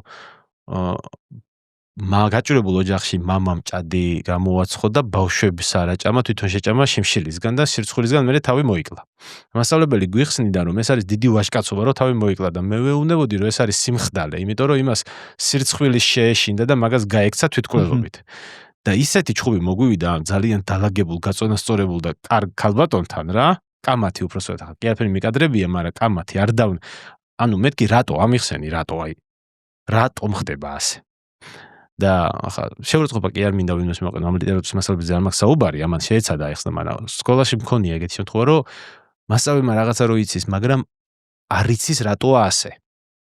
ხო ხვდები, ის ხო ვერ გიპასუხებს. როდესაც ადამიანს ისეთ მდგომარეობაში ჩააგდებ, როდესაც თავს ან დაუცველად გზობს ან შეურაცხყოფა, ის ბრაზდება მერე და ბრაზდებოდნენ და მაგდებდნენ იმიდან. მაგალითად, ყველა ფორმულა, რომელიც მათემატიკაში ვისწავლე, ყველას გამოყვანა ვიცოდი. იმიტომ რომ არ შეიძლება რომ მე დამეზეპირებინა, ის უნდა და ვაფშე უკლებლივ ყველა ფორმულის გამოყვანა ვიცოდი, რომელსაც მათემატიკაში ვიყენებდით. ბავშვები ხო იმახსოვრებდნენ რა, ეს როგორ მუშაობს. მე ვსწავლობდი რატომ მუშაობს ასე. და უკლებლივ ყველა ფორმულის გამოყვანა და ამოცანების ამოხსნა და ეს არის დეტალებზე ორიენტირება, ცნობის მოყარეობა, რა თვისება არის. უნდა გავიგო რატომ მუშაობს რაღაცა ასე. იმიტომ რომ ნახე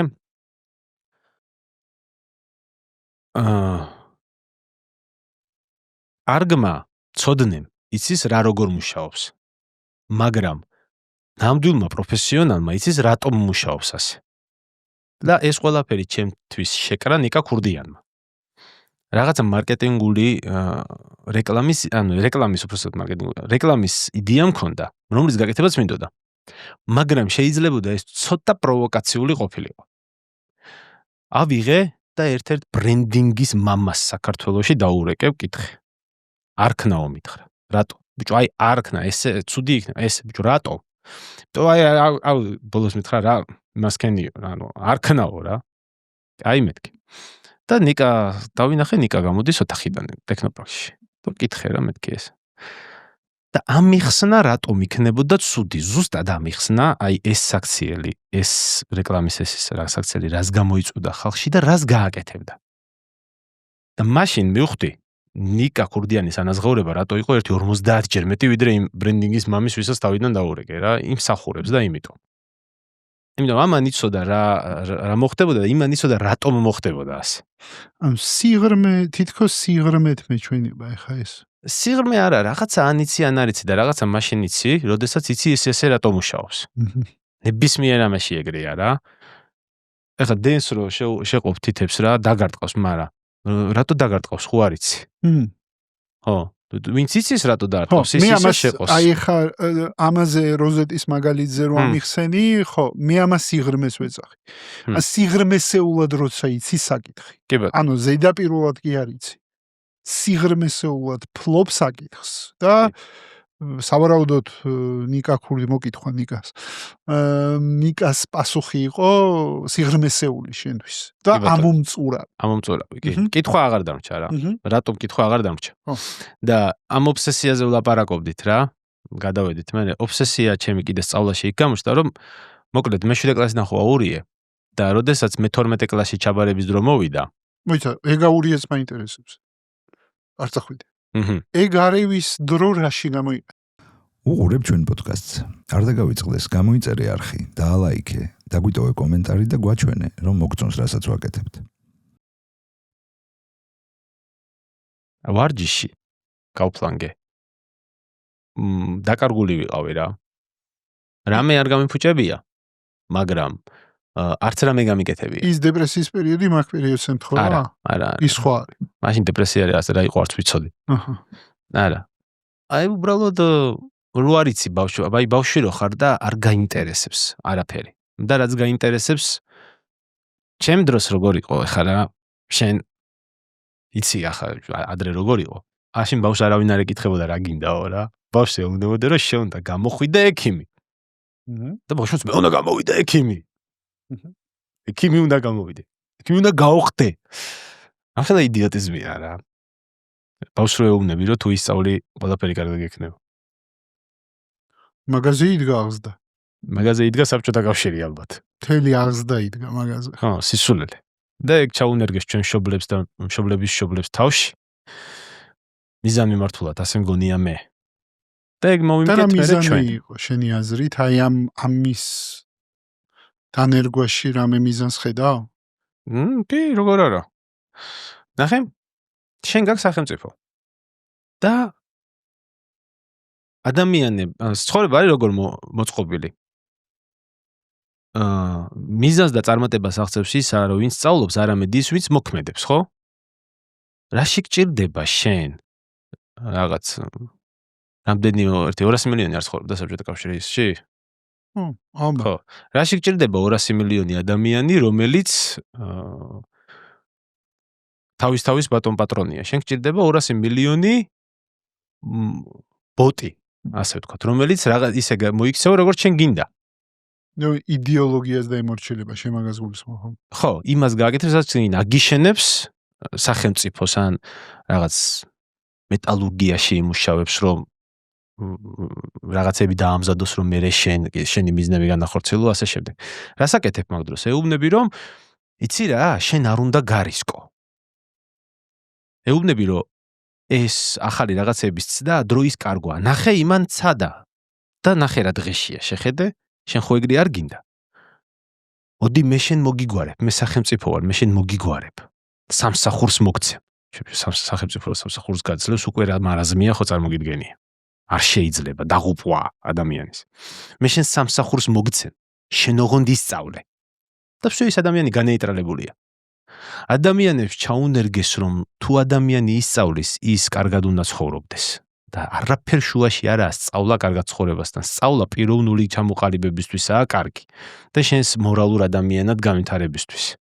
კარგად ცხოვრებასთან სწავლა არაფერს არ უსწავლია პაბლო ესკობარს, მაგრამ ვერ ცხოვრობდა კარგად.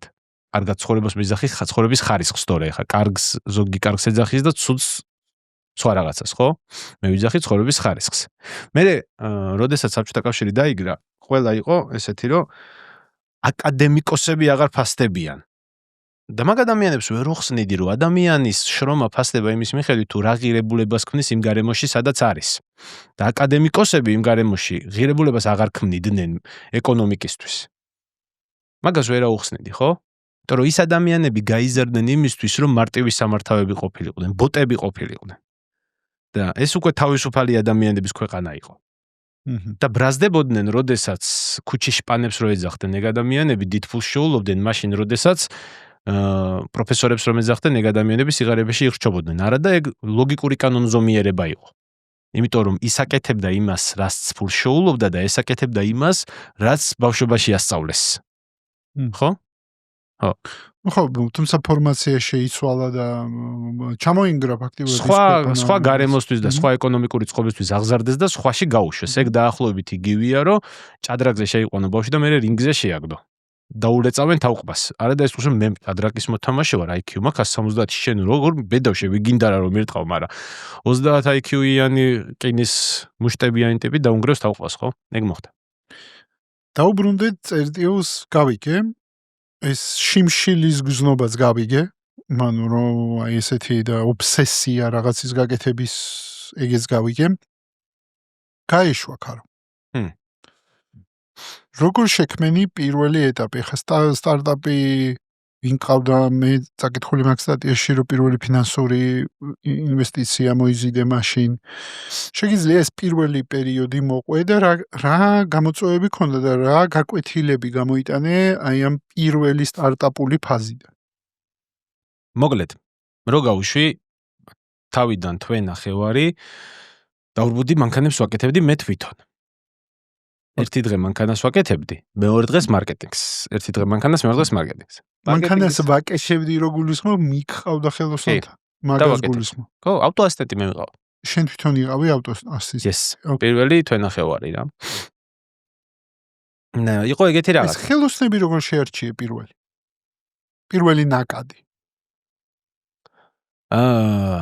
ბიძაჩემმა გამაგზავნა ერთხელ მანქანის გასაკეთებლად დეიდა ჩემის მანქანის გასაკეთებლად ერთი 18 წელს ვიყავი ალბათ მაშინ დაახლოებით დამითვალეს ხელოსნებმა რაღაცა ფასი დაურეკე ბიძაჩემს უთხარი და არაო ეგრე არ გააკეთო ამად ამ ხელოსნთან მიდიო მითხრა და ეგ ნაწილები კი არ გამოცვალო გააჩარხინეო აღადგინეო და მე მგონი 300 რაღაცა დამითვალეს იმათ და 80 ლარად გავაკეთე მანქანა და ეს 80 ლარად გაკეთებული უფრო დიდხანს გაძლებდა ვიდრე ის გაკეთებული არის რაღაცები ზოგჯერ აღდგენა ჯობია ახლის დაყენებას რა ზოგჯერ ყოველთვის არა და არის მანქანა იმდენად რთული მექანიზმია რომ ბევრი გზა არის რომ ეგრე კუთხეები მოჭრა უფრო იაფად და კარგად გააკეთო მანქანა ვიდრე სტანდარტულად გეუბნებია ხო და ის ხელოსნები მახსოვდა თქვენი ხა დღეს ურჩევთ ადამიანს რა შემთხვევაში ჯობია გამოცვლა და რა შემთხვევაში აღდგენა კი მაგალითად ერთმა ჩემმა მეგობარმა დამირეკა და მთხოვა რომ ჩემს მეგობარს დაეხმარეო მანქანა დაამტვრია და 54000 ლარი დაუთვალესო სერვის ცენტრში გაკეთებაზეო და 16000 ლარად გავაკეთეთ ჩვენის მანქანა ამ ხელოსნობა კი იმიტომ რომ იმას უთხრეს რომ ორიგინალი ნაწილები უნდა გამოვიწეროთ ბამპერიც ის ყველაფერი და შევცვალოთ და ძალიან მარტივად პლასმასია და აღვადგინეთ ის ბამპერი და ბედნიერესი იყო ის კაცი იმდენად ბედნიერი იყო რომ რაღაცა ნაწილების მიყენება იყო საჭირო და ის ნაწილები აღარ აღდგებოდა პატარა მცირე პლასმასები და გამოვიწეროთ და იქიდი არ მინდა ვესემეცა ისეთი ბედნიერი იყო ასე ვივლი ანუ არ ჩანდა ის შიგნიდან იყო რა და გამოვიწეროთ რაღაც $50 ნაწილი იყო აუ აღარ მინდა ვგეხოცე ანუ მარტო ხარ პირველ პერიოდში ანუ შენ თვითონვე ხარ ასისტენტი და შენ თვითონვე აკეთებ მარკეტინგს ეს მარკეტინგის ცოდნა საიდან ლოგიკიდან ანუ მართლა ჩემი თვისწავლე მარკეტინგი შენ გაიგებ მაგას და ჩემი პირველი ტარგეტირება იცი როგორი იყო დავჯექი და ჩამოვწერე ჩემს ირგვლივ ვინ გამოიყენებდა ქაროს. მე სახელები დავწერე. ოთარ ჩეკულიშვილი, თორნიკე რაღაც. ისე. მე ვიზეც ვფიქრობდი რომ კი არ ვკითხე, მე ვიზეც ვფიქრობდი რომ გამოიყენებ, რომ მეკითხა ხა. დაშვები. ხო იცი ყველა გეტყვის რომ აბარაბა გარია ვით. მაგრამ საქმეზე რომ მიდგება მე იცი არ დამჭირვებია ჯერ გეტყვის. ეს გვერდზე მიუწერე ამ ტიპებს რა მოწონთ. რა მუსიკას უსმენენ, რას ხობად რას იყენებენ და ასე შემდეგ. და სოციქსელში რას ათვალიერებენ. მე შევედი Facebook-ზე და მოვძებნე ჩემი მიწერილებიდან ტარგეტირებაში რა იყო იქ. და ჩემი პირველი ტარგეტირება ქაროს რეკლამისთვის იყო ეკი, ჭამა, როკი. უსმენს როკ მუსიკას, დასაქმებულია ტექსში და ჭამს. და ბაზარს მივყევი ქვემოდან ზემოთ ათვისებაში და არა ზემოდან ქვემოთ. ხო არ იყო იძახია რომ მილიონი მანქანაა და 5%-იც რო ამათვისებინა. მაგრამ ეგრე ხო არ მუშაობს. მუშაობს ასე. 10%-ია შეიძლება შენი ბაზარი, მაგრამ ქვემოდან ზემოთ მიდიხარ. და წავედი ესე ქვემოდან ზემოთ. და მარკეტინგის ფული არ მქონდა. და Facebook-ი გაძლევს საშუალებას რომ $25 დახარჯო და მერე გადაიხადო. და რო გაუშვი ეს რეკლამა. პირველი მანქანა რო გავაკეთე. დამრჩა 80 ლარი თუ სწორად მახსოვს. გადავიხადე ეს Facebook-ის $25 და მერე კიდე გავუშვი მეორე დღეს.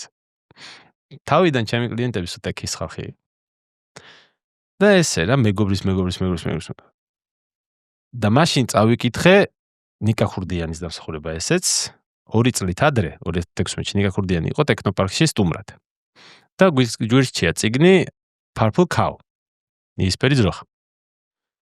სხვადასხვა მაგარი წიგნი. ჩემი საყვარელი წიგნი Think and Grow Rich-ია, მაგრამ ეგ მაგ ერთი 10 ჯერ წაკითხულე Think and Grow Rich, მაგრამ ეგეც ერთ-ერთი საყვარელი წიგნი. ხო.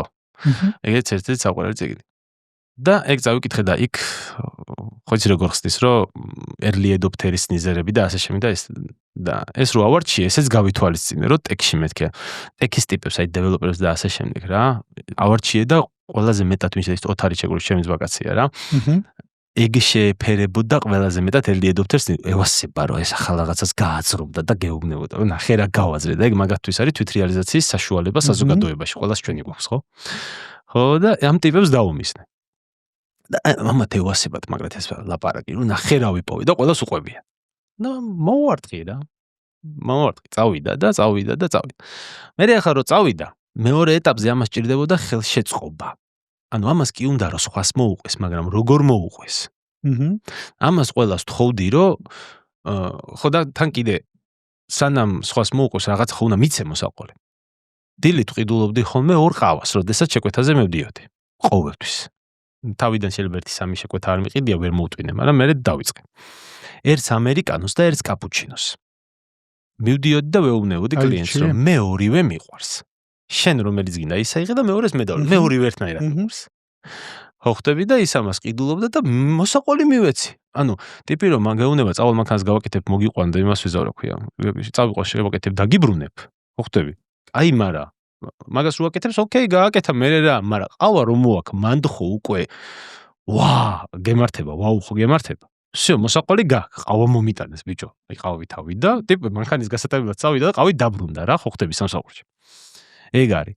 და აი ამას მოყევი, მაგრამ მარტო თანამშრომლებს ხوار მოუყვები, სოციალშიც უნდა მოვაყოლო. და რა გავაკეთე, რამაც ძალიან მაგრად იმუშავა. თვეში 300%-ით მზრდი და დაახლოებით პირველი თვეები ეს. რეკომენდაციებს ვთხოვდი, როდესაც მანქანას გავუკეთებდი. და მანქანას ძალიან გულიანად უკეთებდი. აი, ფულო წერტილამდე მივყვებოდი რა, მე რო ვიცი რაღაცას რო იმაშვები, არუჩე შანსი არ არის, რომ აი ცოტა პერფექციონისტი ლაპარაკობს ახლა, ხო? რაღაცა ნაწილი პერფექციონისტული გაქვს. ნახე, ჩემთვის არა. მაგრამ სხვას რო ვემსახურები, ტიპი რო ფულს იხდის, ისეთი მუღამი მაქვს რო ის დარჩეს, რომ აი რა თქვას იცი, რომ აი რომ მივუყვა მანქანას, ბიჭო რა კაია რა, აი ვერაფერი ვერ უნდა იპოვოს ესეთი რაღაცა და მაგის მუღამი მაქვს რა. ანუ ეგ არის შენი საშუალება, რომ შენი თავი წარმოაჩინო, ხო, აბა სხვა რა არის ბიზნესში, ხო? შენი თავის წარმოჩენის და ეგ მომენტი აი კლიენტს რომ მიყვა და აი გემრიელად გაკეთებული რო დახვდება რა და შენც რო კმაყოფილი ხარ და ისიც რა.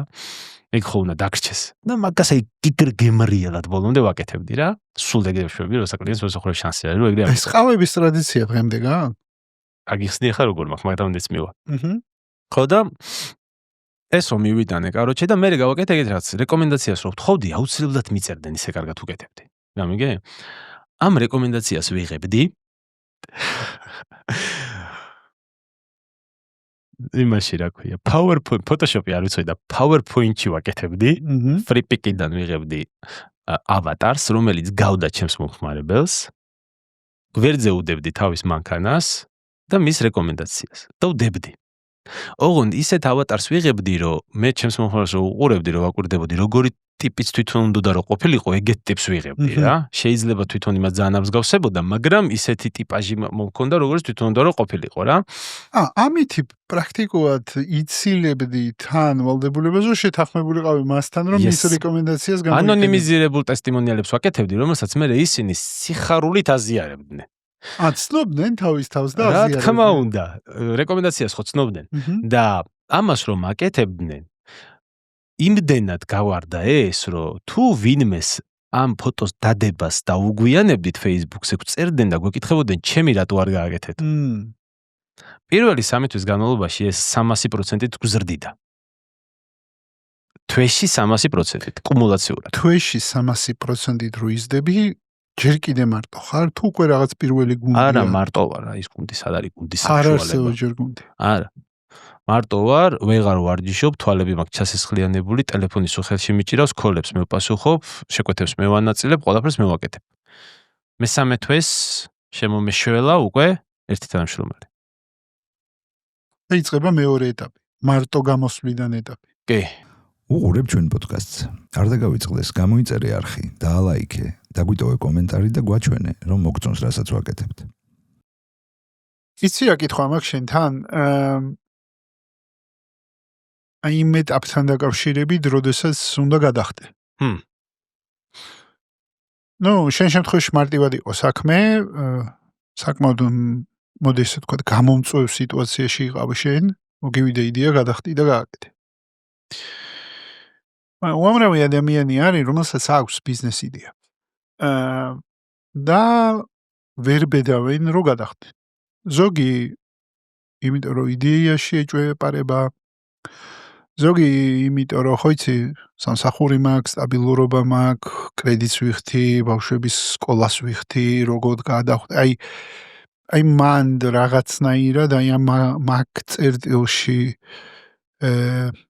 რას ურჩევდი ადამიანებს? რავი, არ გადახდე. არ გადახდე. ადამიანი თუ ფიქრობ გადახდე თუ არა, არ უნდა გადახდე რა, იმიტომ რომ ბიზნესი ისეთი რაღაცაა. ყოველ დღე მოგიწევს მომავალში მასე გადახდომა და შენ თუ მასე იფიქრეთი თუ გადახდომაზე, სულ რა შენი ცხოვრება იყოს მაგას დამოკიდებული. რავი, მაშინ თავი უნდა დაანეო ბიზნესს. ანუ შენ თითქოს ამბობ ეგეთი რაღაცა, რომ ეს გადახდომი სპორტია. ან მოდიხარ ამ სპორტში და იღებ თამაშის წესებს, რომ სულ მოგიწევს რომ გადახდე, ან თუ ჭოჭმანობ, არ არის შენი საქმე. ბიზნესი მოჭოჭმანი ადამიანებისთვის არ არის. რა საინტერესო. ანუ მოჭოჭმანი ადამიანი ვერ გაუძლებს ბიზნესის წნეხს შენი აზრით. შანსი არ არის მაგას ნული. აჰა. მარტივი პასუხი, მარტივი კითხვა. რა საჭირო ყველა ბიზნესმენი იყოს კაცო. ხშირად ბიზნესი გონიათ ხოლმე სხვა რაღაცა და არის სხვა რაღაცა რა. მოდი აბა განმარტო. მეც მინდა ბიზნესი მქონდეს რა, დაჯდებიასი, აწყობ და ფული მოგდის და მე დავდივარ სადაც მინდა. სადაც მინდა იქ რო დავდივარ, მაგის გულისთვის 32 წლის ასაკში უკვე ჭაღარა ვერ ხედავ. ნუ გიხდება.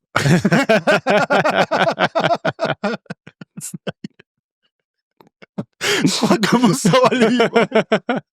მეც ჭაღარა. და აგერ ჩემი მეგობარი ვაფშე არ უფიქრია ბიზნესი არასდროს რა და იმისთვის ცალიეროთ მის კვებავები დალიოს დღეში სამჯერ და იდეალურით მაგ. იდეალურად შავი და იდეალურად რბილი. და მშვენივრად ცხოვრობს საკმაოდ ბევრი ფული აქვს. ხო, ანუ შენ გულისხმობ იმას, რომ არ არის ფულის გამო ამ ფუფუნების გამო, ან სხვა რაღაცების გამო არ არის საჭირო რომ ბიზნესი არის. აი, ბოქსიორი თუ არ ხდები იმის გამო, რომ ტაისონის ბოქს უყურე მოგეწონა და გინდა. ბიზნესმენი რატო უნდა გახდე? იმიტომ რომ ვიღაცა ბიზნესმენის ცხოვრება მოგეწონა. ეგ ხო სისულელეა. და მამა შენის და ბიძა შენის გარდა ვინმე იყო შენთვის მაინსპირატორი რომ ბიზნესი გეკეთებინა? მაშინ იმდენად ჩაკეტილი ცხოვრება იყო, რომ ინტერნეტიც არ მქონდა არაფერი, არა. არის. მე უბრალოდ იმის იქით არაფერი ვიცოდი. იმის იქით არაფერი ვიცოდი. პირველად ინტერნეტთან შეღება მქონდა 13 წლის ასაკში. და BMW.com-ის საიტზე შევედი, რო არ ვიცოდი სად წავსულიყავ. BMW მიყვარდა ბავშვობაში და. ეხაც გიყვარს? კი. ეხაც გიყვარს. მოდი დავუბრუნდეთ იმ წერტილს. პირველ მნიშვნელოვან კითხვას გავეცით პასუხი. როგორ დაიწყო ის ერა, როდესაც შენ დაიწყე ხალხის დამატება? საიდან მოიზიდე რესურსი, რომ ხალხი დაგემატებინა? რეკომენდაციებით. პირველი ავტოასისტენტი ვინც ავიყვანე, ჩემი აწუկე პარტნიორის ძმაკაცი იყო. მეორე ავტოასისტენტი მეორე. პარტნიორი როგორ გაიჩინე? ეგეც საინტერესო. ვიცნობდი და მივედი მოუყევი. იდეა. გაშვებული იყო თუ არა? თუ არ იყო ჯერ გაშვებული? კი, გაშვებული იყო. ისიც კაი დარტყმულია. ანუ, იგი როგორი ტიპია, იცი? როგორ გითხრა რა, ხო არიან ბიზნესმენები, რომ ითვლიან ხოლმე რა. ეგ არის ტიპი, რომელიც გადაწყვეტილებას იღებს ისე, როგორც უნდა თვითონ. შეიძლება 20 კაცი ერგულება ეუბნებოდეს, რომ ცუდი იდეა, მაგრამ მაინც იმას გააკეთებს, რაც თვითონ უნდა. რასნაირი თავისუფლება არ არის რა. კი, ძალიან იმდენად თავისუფალია ტიპი, რომ დადის ხელებს ესე იქნებს, აი ესე არის, იმდენად დარელაქსებული. აო. და თვითონ ბიზნესის სფეროშია თუ არა? ინვესტორის სფეროში. ბიზნესი არა, ინვესტორია. ინვესტორია. ხო. და შენთანაც პასიური შემოსავლების მქონე ბიზნესები აქვს და მაგის მიხედვით მუშაობს რა. მაგითი და აქაც ინვესტორად შემოვიდა მარტო იმიტომ, რომ უბრალოდ იდეა მოიწონა და რატომაც არა. შეიძლება ჩემი დახმარებაც უნდა რაღაც მომენტში, შეიძლება იდეაც მოეწონა ორივე ერთად. არა, მაგრამ ცალსახად ის რო დაინახა. აი, როგორი ტიპი იცი? ფული კი კაია, ეგრე უყურებს. მაგრამ რაღაცა კიდე სხვას ეძებს ხოლმე რა, რაღაცა უფრო დიდს. და შეიძლება მაგ დიდის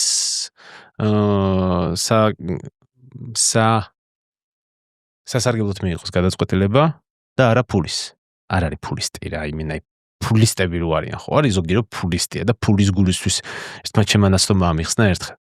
ვინმე რო გითხრას ხო, ახლა მაკდონალდსის ტუალეტი გარეცხეო, ხო, არ გარეცხო, მაგრამ $1,000,000 რო მოგცენ, ხო გარეცხავ. არ არის ეგ ტიპი რა. მოხდები რომ აი ფულის გულისთვის რაღაცა, არა, $1,000,000 რო მოგცეს, აი ხუთელი ემოციით გარეცხავ რა და არ არის რა ეგ ტიპი რომ ემოციით გარეცხოს რაღაცა $1,000,000 გულისთვის რა. რაღაცა უფრო დიდ ეძებს ხო. და ეს დიდი ნახა შენში. ხო. და შენ როგორ დაარწმუნე? შენ როგორ გონი? რითი დაარწმუნე უпроსტად? მე მგონია რომ რაღაცა უნარი აქვს მაგას. ადამიანებზე ზროდის რა იმოქმედებს ეგ იცის. ასე შემოხედავს და იცის როდის რა იმოქმედებს შენზე რა. კაი ნიჭი აქვს ხოთა შორის ეგ. პორტფელი აქვს დღეს ბიზნესების ეგეთი, როგორც შენთან ერთად დაიწყო? არა. ჩემს მე ერთ სტარტაპში შევიდა მარტო ისიც იმიტომ რომ ძალიან პატარა ფული მოთხოვეს და ოკეი რა, ნახოთ იყოს თემაში. მეტი არ შესულა. არ არის ეგეთი ტიპი რომ ყრიდეს ფულს. უბრალოდ აი რაღაცაში, აი მაგან თუ რაღაცაში რაღაცა დაინახა, იქ რაღაცა აუცილებლად იქნება რა. არ შეიძლება რომ არ იყოს. მაგრამ არის მომენტი რომ შეიძლება პროსტა გადააგდოს. რომ აჰა, კაი, ძალიან ცოტაა და ვნახოთ. იმ წუთას ზუსტად ვიცი რომ პროსტა არ გადაუგდია. და თუ ადამიანს აქვს იდეა და ეძებს ესეთ ინვესტორს, რას ურჩევდი? Friends and families. სხვას არა. რო განმარტოთ თან მეგობარი თან მაყურებელს ვიცი როგორ უყვარს ეს უცხოური ტერმინები, რაღაცაები, შეგიძლია ცოტა მეგობრები და ოჯახის წევრები, მაშინ ესე უპასუხოთ რა. რავი, ბეზოსის პირველი ინვესტიცია მამინაცვლისგან იყო და ახლა შენ რატო უნდა ელოდო რომ ვიღაცა უცხო მოგცემს ფულს? სადაც მოგცემენ იქ უნდა აიღო რა. დღეს მეტი საშუალება არის. მოდი ესე დღეს თუნდაც ბანკებს აქვთ რაღაცა სტარტაპერი პროგრამები, ანუ რაღაცები განვითარდა, ხო ვერი, ჩვენი ინფრასტრუქტურა ძალიან განვითარებულია მაგაში, მაგრამ რომ მიდგე ფულს იშოვი. უსაქმური როგორც მინიმუმ არეგონები ვინმეს რა. კი. ამ ფულმა დაგეხმარა შენ რო უკვე ასისტენტები აგეყვანა თუ ეს ტექნოლოგიაში ინვესტირებული ფული იყო თუ რაში გამოიყენე ეს ინვესტიცია? რომ გითხრა რომ ამ ფულის გარეშე ამ ბიზნესს ვერ გავაკეთებდი, მოგატყუებ. მაგრამ იმ წუთას რამდენიმე თვით ნამდვილად გამიმარტივა ცხოვრება. და რა მოგცა? Runway. მერე იყო ჯიტას $100,000 გრანტი. უკვე 5 თვეში და ნამდვილად შემეძლია ვთქვა რომ ეგ გრანტი რომ არა, ქარო არ იარსებებდა. გადაარჩინა ქარო. თუ პერიოდში აიღე, რატო ახსენებ ასე? ხო რა, ანუ უკვე როგორ იყო იცი, თავიდან იწყებ MVP-ით. რაღაცა პროგრამა, არაფერი, WhatsApp-ში ინვოისების გაგზავნა და სისულელეები რა. სისულელე ახლა თავიდან ეგრე უნდა დაიწყო, აბა. აწყობილს ვინ მოგცემს საქმეს. ჯიტას მე ფულით უკვე პლატფორმა გავაკეთეთ. და უკვე ინვოისები იყო კომპანიას დავემსგავსეთ, განვითარება დავიწყეთ. მერე ეგ იყო 2019-ში, 2021-ში $300,000 გრანტი ავიღეთ, რომელიც $300,000 სესხით დავმეჩე ბანკიდან. უკვე მანდ ბანკი ჩემოვიდა. კარგი ბიჭი ვიყავი ბიზნესში უკვე ის რა, ვაკეთებდი რაღაცებს და ეგ შემოვიდა. და ის გრანტი დავმეჩე ამ სესხით და მაგან კიდე ხელი წამიკრა და ესე რა. გრანტები ბევრი გვაქვს ქვეყანაში სხვადასხვა. კარგი გრანტები. ხო, მაგაზე სხვათა შორის ესეთ ამოყრილი ინფორმაცია არსად არ არის. დაფანტულია თითქოს ეს გრანტები, აი რაღაცნაირად ადამიანი რომ ეიჩდეს სადღაც და კონცენტრირდეს, მე ეგეთი პლატფორმა არ მინახია. Grants Go-ზე რა, ჯიტას გრანტების საიტზე. ხო, სახელმწიფო გრანტებს გულისხმობ. ხო. რავი.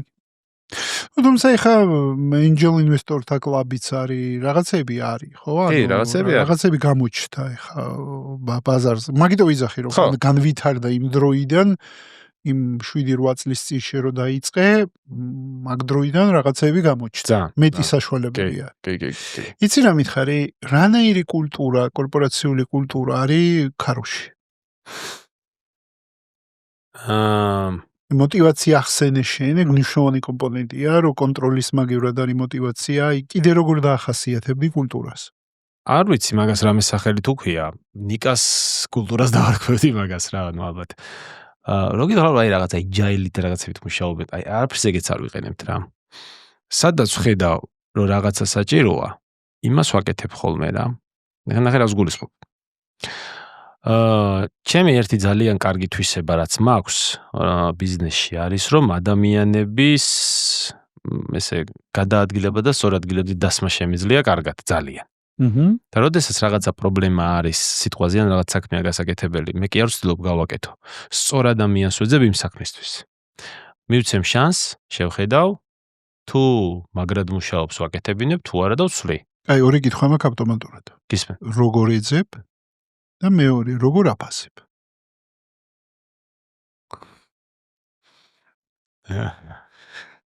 მე ხა ის ნიკავარ მასწავლებლებს რო ჯიჭხიდება როგორ და რატო და აი ეგავარ მე ხა მაგროლში ვარ მე მეგროლი მე გაგეცინება რო გითხრა როგორ ამიყვანია სამსახურში ხალხი.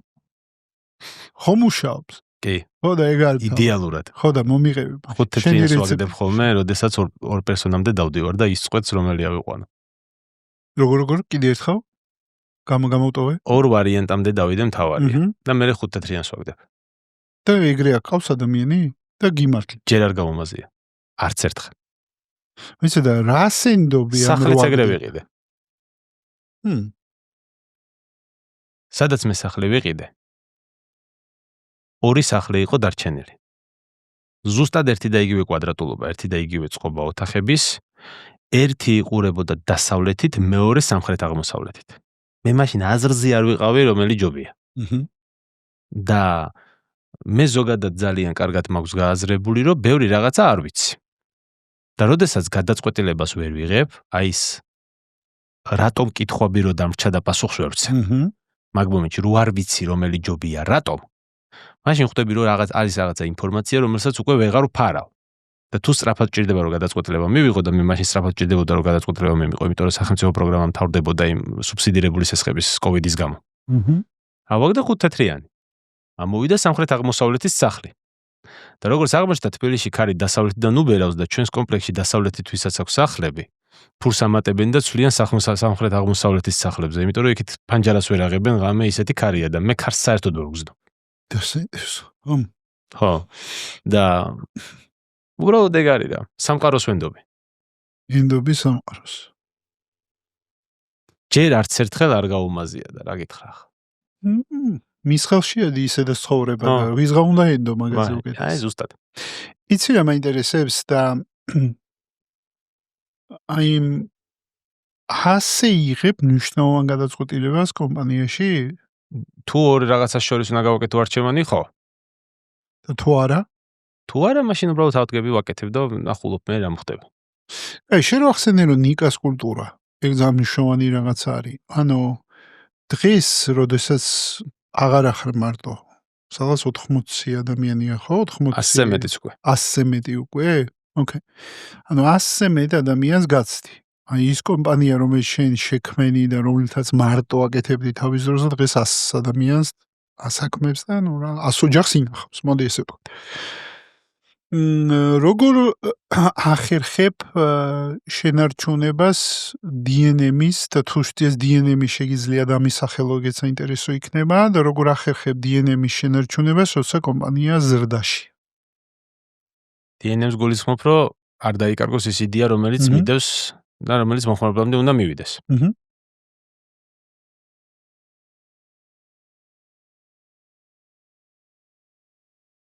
ისე ვისია ყველაფერი მოწყობილი, რომ ყველა ისე მოიქცეს, როგორც საქმე სჭირდება, რომ მოხმარებელი დარჩეს კმაყოფილი. როდესაც ავტოასისტენტმა იცის, რომ თუ ისე არ მოიქცევა, როგორც საჭიროა, მაშინ დაზარალდება. ისე იქცევა როგორც საჭიროა. იმიტომ რომ არავის არ უნდა რომ დაზარალდეს. პირველ რიგში მან თავარი კომპონენტი არის, რომ იმაზე მეტი ხელფასი უნდა აიღოს იმან, ვიდრე ნებისმიერ სხვა სამსახურში აიღებს. ეგ არის ფორდისგან ვისწავლე ეგ მითქვა. ფორდი იხდიდა ყოველთვის იმაზე მეტს, ვიდრე სხვები უხდიდნენ. ასე სამსახურს უფრთხილდებოდნენ. ძალიან მაღალ ანაზღაურებებს იღებენ ავტოასისტენტები. ყველა ჩემთან იღებს ძალიან მაღალ ანაზღაურებას. ყველა მოკლებრივ ვიცის, რომ სხვაგან რო წავიდეს, ამდენს არ მიცემენ. იმ საქმეში, თორე სხვა საქმეში შეიძლება მიცემენ. იმ საქმეში რაც საკეთებ. ეგ ერთი.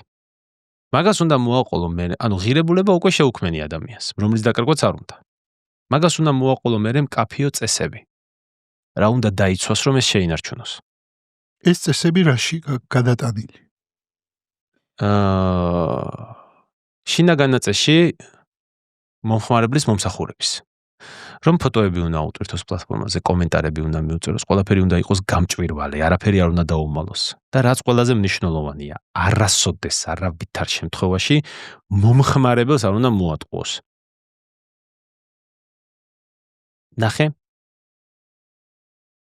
სანამ მომხმარებელს სიმართლეს ეუბნები, ყველაფრის მოგვარება შეიძლება. როგორც კი მომხმარებელს მოატყუებ, იქ უკვე ვეღარაფერს ვეღარ მოაგვარებ. იმიტომ რომ გაქრანდობა. მომხმარებელმა არ უნდა ნახოს, რომ რაღაცაში მოატყუე. შეიძლება იფიქროს, რომ მოატყუე, ცდარად. ეგ ყველას ემართება. მაგას არ ვიძახი, რომ არ უნდა იფიქროს თქო. იმის ტვინში რა მოხდება, არავინ არ იცის. მაგრამ შენ არ უნდა მოატყუო. თუ არ მოატყუებ, ყველაფრის ახსნას შეძლებ. მე უკვე ახლა თუ შეუგნებელი არ არის, გაიგებს და თუ შეუგნებელია, მაგასთან ვერაფერს ვერ გახდები. უყურებ ჩვენ პოდკასტს. არ დაგავიწყდეს, გამოიწერე არხი, დაალაიქე, დაგვიტოვე კომენტარი და გვაჩვენე, რომ მოგწონს რასაც ვაკეთებთ. ეგ თემა. ხო და ეს ყველაფერი გვაქვს წესებად ჩამოწერილი, რომელიც ყველა მიცის. ყოველ კვირა ტარდება ტრენინგები, რომ ეს წესები არ დაავიწყდეთ და წრეზე დადიან ეს ავტოასისტენტები. ყოველ კვირა კი არ გადის ყველა ტრენინგს, მაგრამ რაღაც სამთვეში ერთხელ მაინც მინიმუმ უწევთ ტრენინგი, რომ არ დაავიწყდეთ. და ყოველდღე პრაქტიკაში კიდე კონტროლდება, რომ თუ ვინმეს აღმოჩნდა, რომ რაღაცა არაქატვირთული ან რაღაცა ვახსენებთ რა და მაგ ტრეინინგს შენივე კომპანია უტარებს? ჩვენ თვითონ შევიმუშავეთ ეს მუშაობაზე დაყრდნობით, შევიმუშავეთ სისტემა, რომელიც ავტოასისტენტმა უნდა მიზედმიწევნით დაიცვას, რომ ჩვენთან მუშაობა შეძლოს. არ დაიცავს, დაკარგავს იმ ღირებულებას, რომელიც შეუქმნით მაღალი ანაზღაურების სახით. რავი, სამართლიანია ყველაფერი, ხო? ანუ ერთგვარი სტანდარტია თქვენი შიდა, რომელსაც თხოვთ, რომ ამ სტანდარტს შეესაბამებოდეს. კი ბატონო. და რაც უფრო მეტი უნდა, მით უფრო მეტი უნდა გააკეთოს. ნახე? ყურე, ყავასთან დაკავშირებით გახსოვს, იქ დღეს როგორ მოვიდა, ეხლა გეტყვი. ავტოასისტენტებს, არასოდეს ავტოასისტენტებს არაფერს არ ვავალებ ხოლმე. რომ ეს გააკეთე არ ვეუბნებით რა. და შეგამოწმებით, თუ არ გააკეთე. მაგას არ ვაკეთებთ. ჩვენ ვეუბნებით. ეს თუ არ გაკეთდება, კონტრაქტი შეწყდება, მორჩა. არ ვამოწმებთ. თუ აღმოჩნდა, რომ რაღაცა არ გაკეთდა, всё, ეგრევე უწყდება კონტრაქტი. იმან იცის, რომ იქ რაღაცა გადახე, ვაიმე რატო არ გააკეთე, ვაიმე რატო ის გაკეთებიდან და არ შეწყდებოდა. თუ დაავიწყდა, ეტყვის, რომ ისე რა, ნახეთ რომ გამორჩა, ახლა 10 ჯერ თუ გამორჩა, ესე იგი აღარ გამორჩა, ესე იგი არ აკეთებს, ხო? ახლა ერთხელ ყველაფერი შეიძლება გამორჩეს რა. მე უკვე ადამიანური დამოკიდებულებაა და ჩემთვისაც ხომ მნიშვნელოვანია, ღირებულია ის ავტოასისტენტი ახლა. გამოცდა ავტოასისტენტს რო გავუშვებ და ახლა საერთოდ არ მინდა ახალი საყვანა, ხო? იმათი ცვლილება არც მე არ მაწყობს. და ეგ ყველაფერს აბალანსებს, იმიტომ რომ ახალს უნდა ასწავლო მე თავიდან ის გააფუჭებს რაღაცას, იმას უნდა დი. ხო და ეს ყველაფერი თვითონ აკეთებ, მაგრამ თუ მეტი გინდა, მეტი უნდა გააკეთო. წლების განმავლობაში ვეხვეწებოდი ავტოასისტენტებს, რომ არ გევალებათ, მაგრამ წაიღეთ ყავა. გაგიუმჯობესებთ მუშაობას. ყავა ვერ მივატაინე ვერავის რა. არ მინდა დავავალო, იმიტომ რომ ეს ისეთი რაღაცაა, რომ საქმეში არ უნდა ჩაუჭედო. რატო არ გახადე სტანდარტის ნაწილად? ახე თუ ადამიანს ის არ ესმის, რომ ესეთი რაღაცის გაკეთება თვითონვე მასვე ავნებს, იმას კეტით ვერ გააკეთებინებ რა, იმას უნდა ესმოდეს. გავაკეთე ესეთი რაღაცა. ავტოასისტენტები დავყავი დონეებად. დამწყები, გამოცდილი და ექსპერტი. ექსპერტი არის ყველაზე მაღალი დონე. ყველაზე მეტ ფულს შეუვლობენ და ყველაზე მეტი შეკვეთა აქვთ. რომ გითხრა დაახლოებით რამხელა სხვაობა, დამწყებები შეუვლობენ სადღაც 3-ს, ექსპერტები შეუვლობენ 10-დან ზემოთ. რამ ხელა სხვაობა ხო ხედავ 15-20 წუთშოვია. ხო და აი ამ ხელა დონეზე და შევზღუდე ექსპერტების რაოდენობა. ექსპერტი სხვა თუ ვინმე არ ჩამოქვეით და სხვა ვერ ხდება ექსპერტი. და რაღაცა პერიოდში ერთხელ ვამატებთ ხოლმე კომპანიის ზრდასთან ერთად. ეს სამთვეში ერთხელ ერთ-ერთ ექსპერტს ვამატებთ რა. ან შეიძლება არც დავამატოთ. გააჩნია რა დინამიკით. ეხლა ნახე რა ხდება.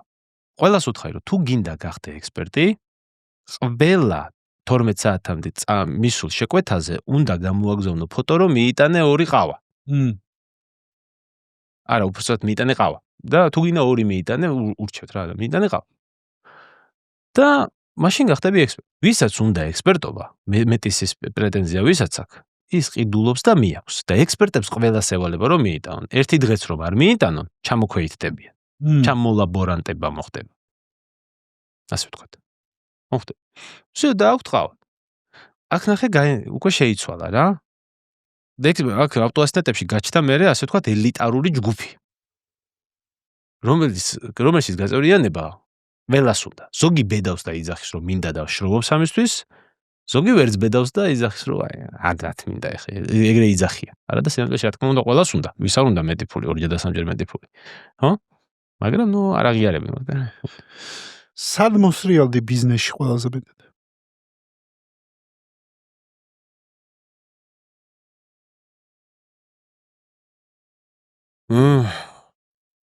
ბევრი მოსრიალებულ ვარ. კი, მაგრამ რა დაგამახსოვრდა ყველაზე მეტად? სად ისწავლე ყველაზე მეტად მოდი მოსრიალებიდან? სხვანაირად დავსვაკითხო. ოჯახის წევრი რო დავიჭირე რომ ფულს პარავდა. მაშინ გაუგე ყველა ბიზნესმენს ვიზეც იძახიან რომ ისო თუ დაადე და პროჭეაო. პროჭი არ არის თავის დროზე ის ძალიან გულგახსნელი და ისეთი ადამიანი იყო, მაგრამ იმდენი ადამიანი გამოიჭირა მის მიმართ უსამართლო ქცევაში, რომ ბოლოს თავდაცვის ინსტინქტი გამოუმუშავდა და ყველასთან ურთიერთობას ერიდება. დიდარი ადამიანების უმეტესობა ძალიან კეთილი და პოზიტიური ადამიანია. იმას არ აქვს მიზეზი რომ გაბოროტდეს. უბრალოდ ხალხთან შესვლა ურთიერთობაში და ვიღაცების რაღაცეების ჩუქება აღარ უყვართ, იმიტომ რომ თავის დროზე რო ჩუქნიდნენ, არავინ დაუფასა. სადაც 99%-მა არ დაუფასა. ვის რჩევებს უსმენ ბიზნესში? ვის რჩევა არის შენთვის პასეული? ვინმე თუ გირჩევს? იმისას, ვინც ისეთ ადგილასაა, სადაც მე მინდა რომ ვიყო. და ყავს ეგეთი ადამიანები გარშემო? საჭიროებისამებრ გამოვნახავ ხოლმე. უკაკუნეებ? კი, კაც არ მერიდება, ეგ არაა პრობლემა. შეიძლება სულ ოცხოს მივადგე და აზრი ვკითხო. და რომელი რჩევა იყო ყველაზე პასეული შენთვის? რომელს აღმოჩნდა მე ყველაზე პასეული?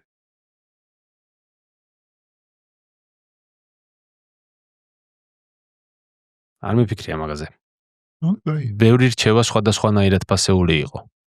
ერთი მიმართულებით, მეორე მიმართულებით. რა გახსენდება ახლა?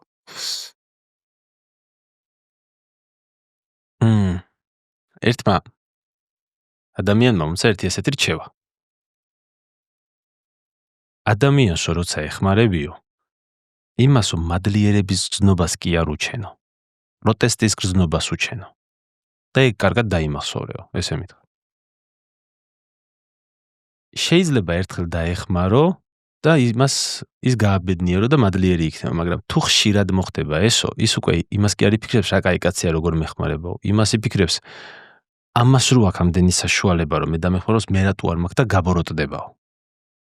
ყველა შეიძლება ასე არ იყოს, მაგრამ უმეტეს შემთხვევაში ასე იქნებაო. ამიტომ კარგად დააკვირდი, რამდენად ხშირად ეხმარები ერთ და იგივე ადამიანს. მოკლედ თევზს ნუ მიცემ, თევზს ჭერა ასწავლე. ზოგს თევზის ჭერაც არ უნდა ასწავლო, კარგად უნდა დაფიქრდე ვის ასწავლე. და ვის უნდა ასწავლო მაშინ? როგორ შეარჩიო ადამიანი, ვისაც უნდა ასწავლო? ნუ, ვისაც უნდა მიხვდე, რომ ადამიანები, გაჭირვებული ადამიანების ძალიან დიდი ნაწილი იმიტოა კეთილი, რომ ტრაკი არა აქვს, რომ ბოროტი იყოს. სინამდვილეში ბოროტია. იმიტომ რომ ადამიანების უმეტესი ნაწილი ხო ბოროტია მაინც რა, რაღაც მომენტში შეიძლება ესე ითქვას. უმეტესი რა, დიდი ნაწილი. უმეტესი ცუდი სიტყვა, დიდი ნაწილი. აი ეგ უნდა ამოიცნო. იმას ფულს რომ იცე. სხვასაც დაეხმარება და სიკეთის დათესვას გააგრძელებს, თუ ძალაუფლებას როგორც კი ხელში ჩაიგდებს, სხვის დაჩაგვრას დაიწყებს, აი მაგაზე უნდა დაფიქრდე. და უმეტესწილად პასუხი ცხვირწინ გიდევს, თავარია თვალი გაუსწორო. იცი რა მითხარი, მერი იყო კარუსელი. მერი იყო კიდე სხვა პლატფორმების მოკოქვა, ხო? ხო. რამ წაგიყვანა, მოდი ესე ვთქვათ, ხშირად ვეკითხები ამას, აი ხო არის ძირითადი კომპეტენცია, რომელშიც მოდი ესე ვთქვათ, ანუ რამ წაგიყვანა ბიზნესის დივერსიფიკაციისკენ? ბიზნეს დივერსიფიკაციისკენ არ წავსულ ვარ სიმართლე რო გითხრა, არ მჯერა მაგის. მაგის მე მჯერა, როდესაც უკვე 50 წელს გადაცდები, ხო ხდები რა და ფულის დააგროვე და მე დივერსიფიცირება გინდა რომ შვიდად იცხოვრო და მე შვიდი ცხოვრება არ მინდა რა. არ არის ეგ ჩემი მიზანი რომ შვიდად ვიცხოვრო. აბა როგორ გინდა იცხოვრო? საინტერესოდ. ამ საინტერესოთი აზბალიანი შკალით შენ დღევანდელი ცხოვრება რამდენზე? ძალიან დაქვეითდა. ბოლო 2 წელია. რამ დააქვეით? თავგადასავლები მომაკლდა.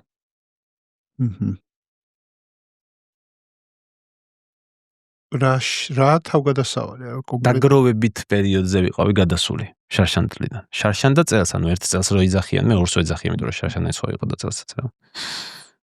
დაგროვებით პერიოდზე გადავედი, რომ ახალი მემისთვის რაღაც ვისქონოდა რა და მე ხა დავიწყე. მე. ჯერჯერობით არა მოგქოქება. ანუ აკუმულირებას აკეთებ? ხო, აკუმულირებას ვაკეთებდი რესურსების და ხო. და ეხა გაკლია ის ადრენალინი. იცი რა უნდა იყოს ცხოვრებაში? ამას რო ვაკეთებდი, რაზე ვფიქრობდი? აი ეგ თუ არ არის ცხოვრებაში. და ეგ ყველაფერი ბიზნესია შენთვის? ბიზნესიც, სხვაც. ევილამია. მე მიყვარს როგორი რაღაცების კეთება, იცი რო ვფიქრობ რა ის ვქნა თუ არა, მაგას როგორც კი ვფიქრობ, ეგრევე შვები.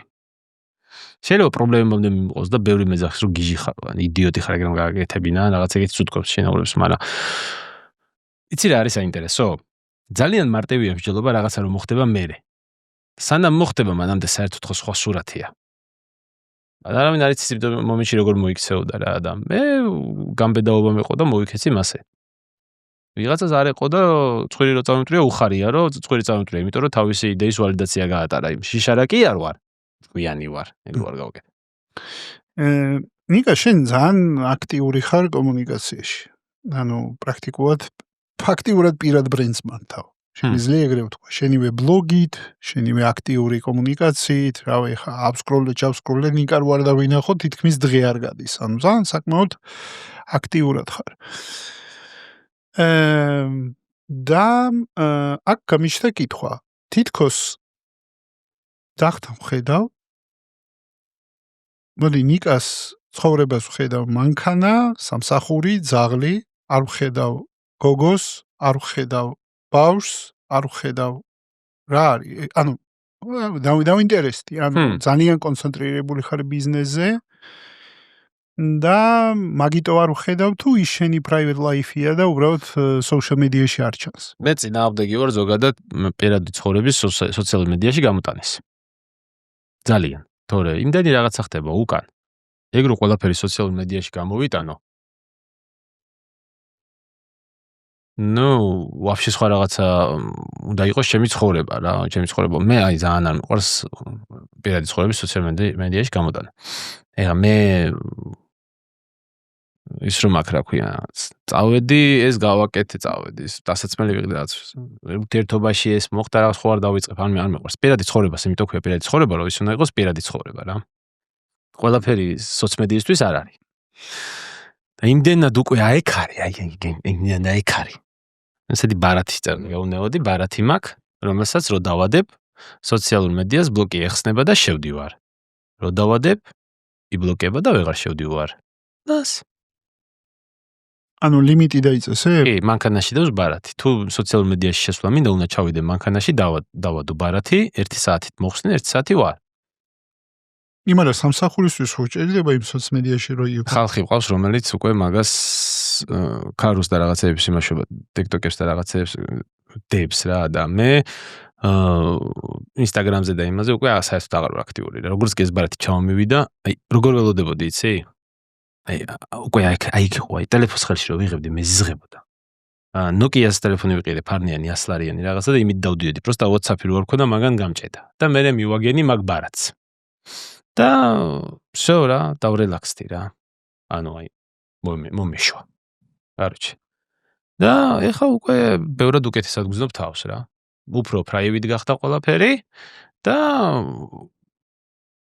უფრო ძველ დროს დაუბრუნდი, სანამ სოციალური მედიები იარსებებდა. როცა მინდა მაშინ გადმოხვდები ხოლმე აქეთ. შთაგონებისთვის ასიღებებ. გააჩნია თემას. ბიზნესთან დაკავშირებით რა სუსმენ, რა სუყურებ, რა არის შენთვის შთაგონების წყარო? და ბიზნეს ისტორიების მოსმენა მიყვარს ხოლმე. ყველა ბიზნესმენის წიგნი მაქვს წაკითხული, ბიოგრაფიები და ასე შემდეგ, ვინც კი მაინტერესებს, როკფელერით დაწყებული და იმით დამთავრებული, მასკით დამთავრებული, ყველა. მაგათ შესახებ გაკეთებულ ვიდეოებს ვუსმენ ხოლმე, ყველას აზრი მაინტერესებს და საბოლოო ჯამში ვცდილობ, რომ ჩემი აზრი გამოვიტანო. ეგ მაინტერესებს. და მაგათ უყურებ ხოლმე რა. მე ვაკვირდები ისინი როგორ იქცეოდნენ, როგორ აღიქვამენ რაღაცებს, რაში შეიძლება სწორები იყვნენ, რაში შეიძლება სწორები არ იყვნენ. აი Think and Grow Rich როა რა. ვიღაც ადამიანები ავარჩიეო და იმათზე ვფიქრობდი როგორ მოიქცეოდნენ და უკვე საღამოობით ისე ვიყავი, რომ გვერდით ვყავდენო რა და ერთ გარემოში ვიყავი. აი ეგ რა. მაგას ვცდილობ. ვინ ყავს ესეთ ავტორიტეტში, რომ წარმოიდგენ რომ აზრს კითხავდი? ანუ ვინ არის ეს შენი წრე, ვინ არის? ვინ არის შენთვის ავტორიტეტი? არასოდეს ჩემ ცხოვრებაში არ მყოლია ეგეთი კუმირი, აი რასაც კუმირი კი ვიძახი ხოლმე ვიღაცებს კუმირი. არასოდეს არ მყოლია ვიღაცა ადამიანი, ვისაც მივბაძავდი რა, რომ აი ისეთი მინდა ვიყო. ვიღაცებისგან რაღაცა კარგი თვისებების აღებას ვცდილობ ხოლმე, მაგრამ მე სხვანაირი, ჩემნაირი მინდა ვიყო. მეხუთი? აი ჩემნაირი. რაღაცეები მომწონს ერთი ადამიანის, რაღაცეები მეორე ადამიანის. მაგალითად, ის მომწონს, ტრამპის მომწონს ის, რომ ეგეთ ადამიანებს ეძახიან ტარაკნებს, არ კვდება. ატომური აფეთქების მერე ხომ მარტო ტარაკნები გადარჩებიან და მაგას რაც არ უნდა მოქნა, ვერ მოკლავ რა. მაგრად მოწონს მაგ ადამიანს ეს. მასკის ძალიან მომწონს შრომის მოყვარეობა, მაგრამ ის სულელე რას ჭირს, ეგო რომ მართავს, ეგ ძალიან არ მოწონს და აგერ კი ღუპავს უკვე ეგ. ნელ-ნელა. შენ გონია შენ ეგო არ მართავს? ყველას ეგო მართავს რაღაც მომენტში. მაგრამ მე ვცდილობ რომ არ მართოს და ეგ არც ცდილობს. ძალიან თავმოყვარე და თავმომწონია, მიხვდი? და ემოციებს ხშირად საქმეს აფუჭებინებს. თავიდან მეგონა რომ სწორი იყო, რაც საკეთებდა და თავიდან ესა მასკი მეგონა გაბედული ადამიანი. მე მივხვდი რომ უბრალოდ ნარცისია. ხო და და ეგ არის რა, როკფელერის პრაგმატიზმი. იცი რა, მე მაინტერესებს შენი ხება, ფსიქოლოგი არც მე ვარ, რაც შენ ხარ, მაგრამ შენთვის სად გადის ზღვარი, ეგ ძალიან მნიშვნელოვანი კითხვა არის. ხა ნარცისული ეგოს ნაწილი ყველას გვაქვს. და ნარცისული აშლილობა ეგ კიდე სპექტრის რაღაცნაირი სხვა ნაწილია. ხო და ის არის, რა ქვია, სად გადის ზღვარი ჯანსაღ ნარცისულ ეგოს შორის და ნარცის შორის, ესეთი როგორც მასკი არის. ანუ აი სად არის ეს ზღვარი თუ შეიძლება ეგეთი სადაც უკვე საქმე ფუჭდება და დიდი მიზანი ფუჭდება. შენ არ ქონია რომ ამბიციას ან ემოციის გამო ბიზნესისთვის საზიანო გადაწყვეტილება არ მიგიღია? კი რა. რა თქმა უნდა. ყველას გვაქვს. მაგიტო ჩემ თავზე რომ გამოვცალი და რომ მავნო, მაგიტო მივხვდი რომ ცუდია თორე. ეს გენიოსი კი არ ვარ შორიდან ესე შეხედო და მივხვდი. შეიძლება ვარ, მაგრამ ექცესნოება დამიშვია. იცი რა, შენი პირადი გამოცდილებით და ის რაც ისწავლე. რა კრიტიკული უნარები ჭირდება ენტერპრენიორს რომ გამოვიდეს? უნდა შეეძლოს არას თქმა. ძალიან მნიშვნელოვანია. არ უნდა მისტიროდეს არა რასაც უთხრა იმას. ეგეც ძალიან მნიშვნელოვანია. არა თქვა დაივიწყე. იქ რო სულ აშენდეს ხალხი, არ უნდა თქვა რომ იქ რო წავსულიყავი რაღაც სისულელეა. დებილიზმია. გამბედავი უნდა იყოს, თუ შეგეშინდა ბიზნეს ვერ აწყო. შანსი არ არის მაგის. შიშარაკასის აშენებული დიდი ბიზნესი ჯერ მე არ მინახავს. ეგ არის ძალიან მნიშვნელოვანი. და საკუთარი შეცდომების აღიარება უნდა შეეძლოს. თავი როგორ არის, იცი? ბიზნესს უნდა კონდეს უნარი, რომ თავი მოიტყუოს მაშინ, როდესაც საჭიროა და არ მოიტყუოს, როდესაც საჭიროა. უნდა იცოდეს, როდის უნდა მოიტყუოს თავი და როდის არ უნდა მოიტყუოს. აი შენ ზუსტად იცი ოსე თავს იტყუებ? და გაუცნობიერებლად არ ხდება თავის მოტყუება? შენ რა თქმა უნდა, გაუცნობიერებლად ყველაფერი შეიძლება ადამიანს დაგემართოს. ყველაფერი. მაგრამ რაღაცა მომენტში შეიძლება დაგიდგეს ესეთი მომენტი, რომ ახლა ყველანაირი ლოგიკური შანსები არის ჩემს წინააღმდეგ. მაგრამ ეს უნდა გამოვიდეს, მორჩა. და მე იქ უკვე თავი უნდა მოიტყუო, რომ გამოვა და всё. მიაწვე. ეხლა კიდე საინტერესო კითხვა, რადგანაც შენ უკვე თვლი, რომ სტარტაპი გაიარე უკვე, ანუ ბეიქინგის პროცესი შენთვის დასრულდა? მე სტარტაპს ვეძახი ბიზნესს, რომელიც ახლა იწყებს. ხო, ეგეც საინტერესო დეფინიციაა. აი, მე სტარტაპს არ ვეძახი ინოვაციურ ბიზნესს. ინოვაციური ბიზნესი არის ინოვაციური ბიზნესი. სტარტაპი არის ბიზნესი, რომელიც იწყებს. ხო და სტარტაპ ეტაპი. ხო და როდემდე არის ეგ ეტაპი შენთვის? აი, როდის თავდება სტარტაპ ეტაპი და როგორ ეძახი შემდეგ ეტაპს? განვითარების შემდეგ ეტაპს. სტარტაპ ეტაპი შეიძლება კონდეს იდეას, მაგრამ შეიძლება კომპანიაში კიდე ბევრი სტარტაპ ეტაპი იყოს. შეიძლება კომპანიაში ინოვაციები და რომელიც თავისთავად სტარტაპია. და ეგეთი რაღაცეები სულ უნდა ხდებოდეს. როგორც ის ფერძლოხაშია, რომ ინოვაცია და ვაუ, ცოტა ხანი მუშაობს და მე ახლები გჭირდება, ეგრე არა, ბიზნესში ეგ სწორია. ანუ შენ კომპანიაში პერმანენტულად ხდება რაღაცა სიახლეების რაღაცა პროცესი. ეგ თუ არ ხდება, ესე იგი უკან მიდიხარ. ეგ ყოველთვის ხდება. ვის მოდი ორი კითხვა მაქვს და მანდ უკვე მივიდეთ რაღაცა დასასრულამდე. რომელი ქართველი ენტერპრენიორების მაგალითი არის შენთვის საინსპირაციო და ვის მოусმენდი ამ პოდკასტში? შენ პოდკასტში? მე ვინც მაინტერესებდა ეს სიმართლე გითხრა უკვე მოიყვანეთ თქმის. ყველა. GT Motors-ის ისტორია მაინტერესებდა, მაგრამ მოусმინე. ძალიან საინტერესო იყო. მაგრამ ევასება კომპანია, კარგი კომპანია აქვს მართლა გაკეთებული, ძალიან მაგარი. თავის მოსახურების ხარისხით ყველაფრით. ეგ და ანუ ვინც მაინტერესებს თითქმის ყველას ისტორია დევს ინტერნეტში და სიმართლე გითხრა რა. ეგრე. მაგრამ საქართველოში ვინც მაინტერესებდა, შენ უკვე თითქმის ყველა მოიყვანე. ახლა უკვე რას შემომთავაზებ მოულოდნელს ეგ მაინტერესებს. სოდაშეს ეგ არის რომ მე უფრო მეტად დავიწყეთ მუშაობა აქტიურად, რომ გავაცნოთ ხალხი. ანუ ისეთი ადამიანები მოვიყვანოთ, რომელსაც ხალხი არ იცნობს. კი. აი, რაღაცნაირად თითქოს ახალი ტალღა არის, რომელსაც ჩვენ დავაჯექით, რომელიც არის აი ახალი ენტერპრენიორების, ვინც გზის დასაწყისშია, სადღაც არის განსაცდელშია. ეგეთი ადამიანების მოყვანა. თუმცა არის კიდე ხალხი ჩემს საინტერესო, ანუ ლომთაძეს სიამოვნებით ვერ მივწვდი ვერაფრით. ჯეჯრობით უგულავას მოусმენდი სიამოვნებით, არსად არ მინახია მისი ინტერვიუ. ბაზარი არა უგულავას ხო. ანუ არის კიდე ხალხი. კი, ეგეთი ხალხი არის უბრალოდ ახლა არ გახსენდება. Top of the mind არ არის ეგ ხალხი რა, მაგრამ მაგარია რა. კი, მოსასმენია. ცალსახად მოსასმენია. მეც კიდე რას ვიზამდი შენ ადგილას? აბა?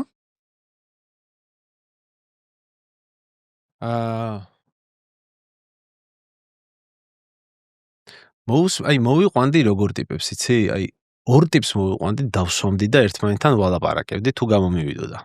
მიფიქრია მაგაზე. ითხრა ამატორმოზებს. რა.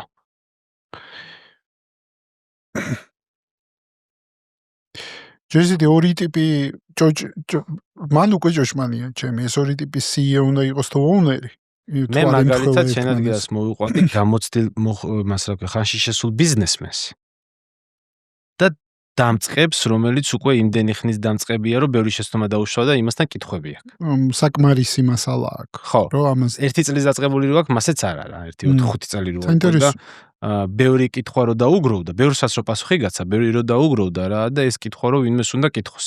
დავსვამდი და ერთმანეთთან ვალაპარაკებდი და შენ ადგილას მე ვაფშე არც ჩავერთვებოდი, თუ საჭირო, ძალიან საჭირო არ იქნებოდა, ეს იმდენ კითხვას დაუსვამდა იმას, ეს დამწყები. რომ გამოწულავდა. საინტერესო იდეა. კიდე არის იდეა. საერთოდ იდეა რომ ორი სტუმარი იჯდეს ჯამში. პრო გამოაცოს ხლებს კიდე. იცი რატო გეუბნები? ან ნახე, შენ ძალიან კარგი წამყვანი ხარ ამ პოდკასტის სასიამოვნო, მაგრამ შენ შეიძლება ის კითხვები თავში არ მოგივიდეს, რაც მე მომივიდო და იმიტომ რომ მე ბიზნესმენი ვარ და შენ იგივე ტკივილები არ გაწუხებს, რაც მე მაწუხებს, მიხვდი? და უფრო ახლოს რომ მოვიდეს ჩემთან, ვიღაცა ჩემნაირი ტიპი უნდა დაუსვა, ვიღაცა ისეთ ტიპს, ვის აზრსაც მე მოვისმენდი სიამოვნებით. და შენ წყვილში რო იჯდე, ვის დაუჯდებოდი? მე წყვილში რო ვიჯდე, ვისაც ყველაზე მეტი ფული აქვს იმას. ლომთაძეს გიდა და ლომთაძესაც დაუჯდებოდი სიამოვნებით. დაუჯდებოდი აიცი როგორ ტიპს დაუჯდებოდი? ვისაც ისეთი რაღაცები აქვს გავლილი, სადაც მინდა გავლა რა, აი გლობალიზაციაზე ვინც არის გასული. ლომთაძეს, კაი აზრია ძალიან, სიამოვნებით დაუჯდებოდი და კითხვებს დაუსვამდი, მაგრამ უფრო ვიღაცა, აი როგორ ტიპს ცხოვრების ბოლო თამაშს რო თამაშობს, ეგეც დაუჯდებოდი. ლაპარაკში რო არაფერს შემილამაზებ და იმიტომ რომ გავლილი აქვს უკვე ცხოვრება და აღარ აინტერესებს არაფერს შელამაზება რა, ეგეთ ტიპს დაუჯდებოდი. მოგდის ვინმე თავში.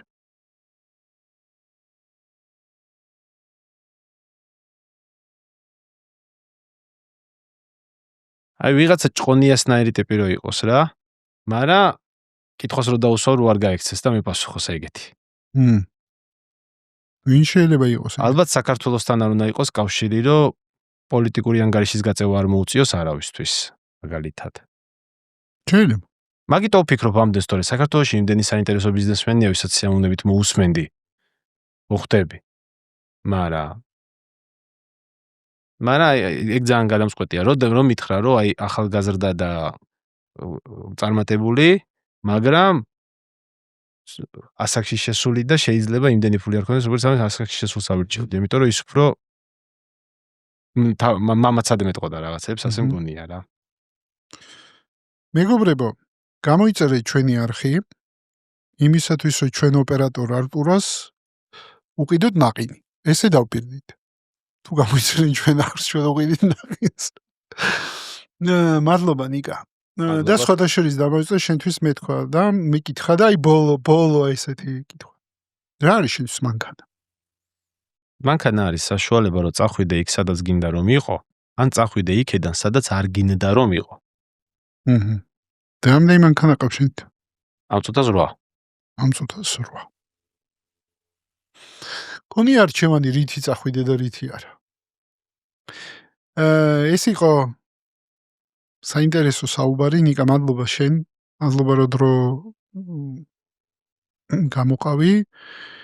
ბარადთან ერთად, მაინც შემოგთავაზობ, რომ ის გააჩუბო, თორე ის არის, რა ქვია.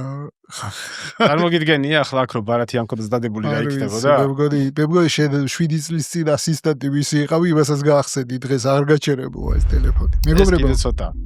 მეგობრებო, მადლობა რომ გვისმინეთ და გვიყურეთ.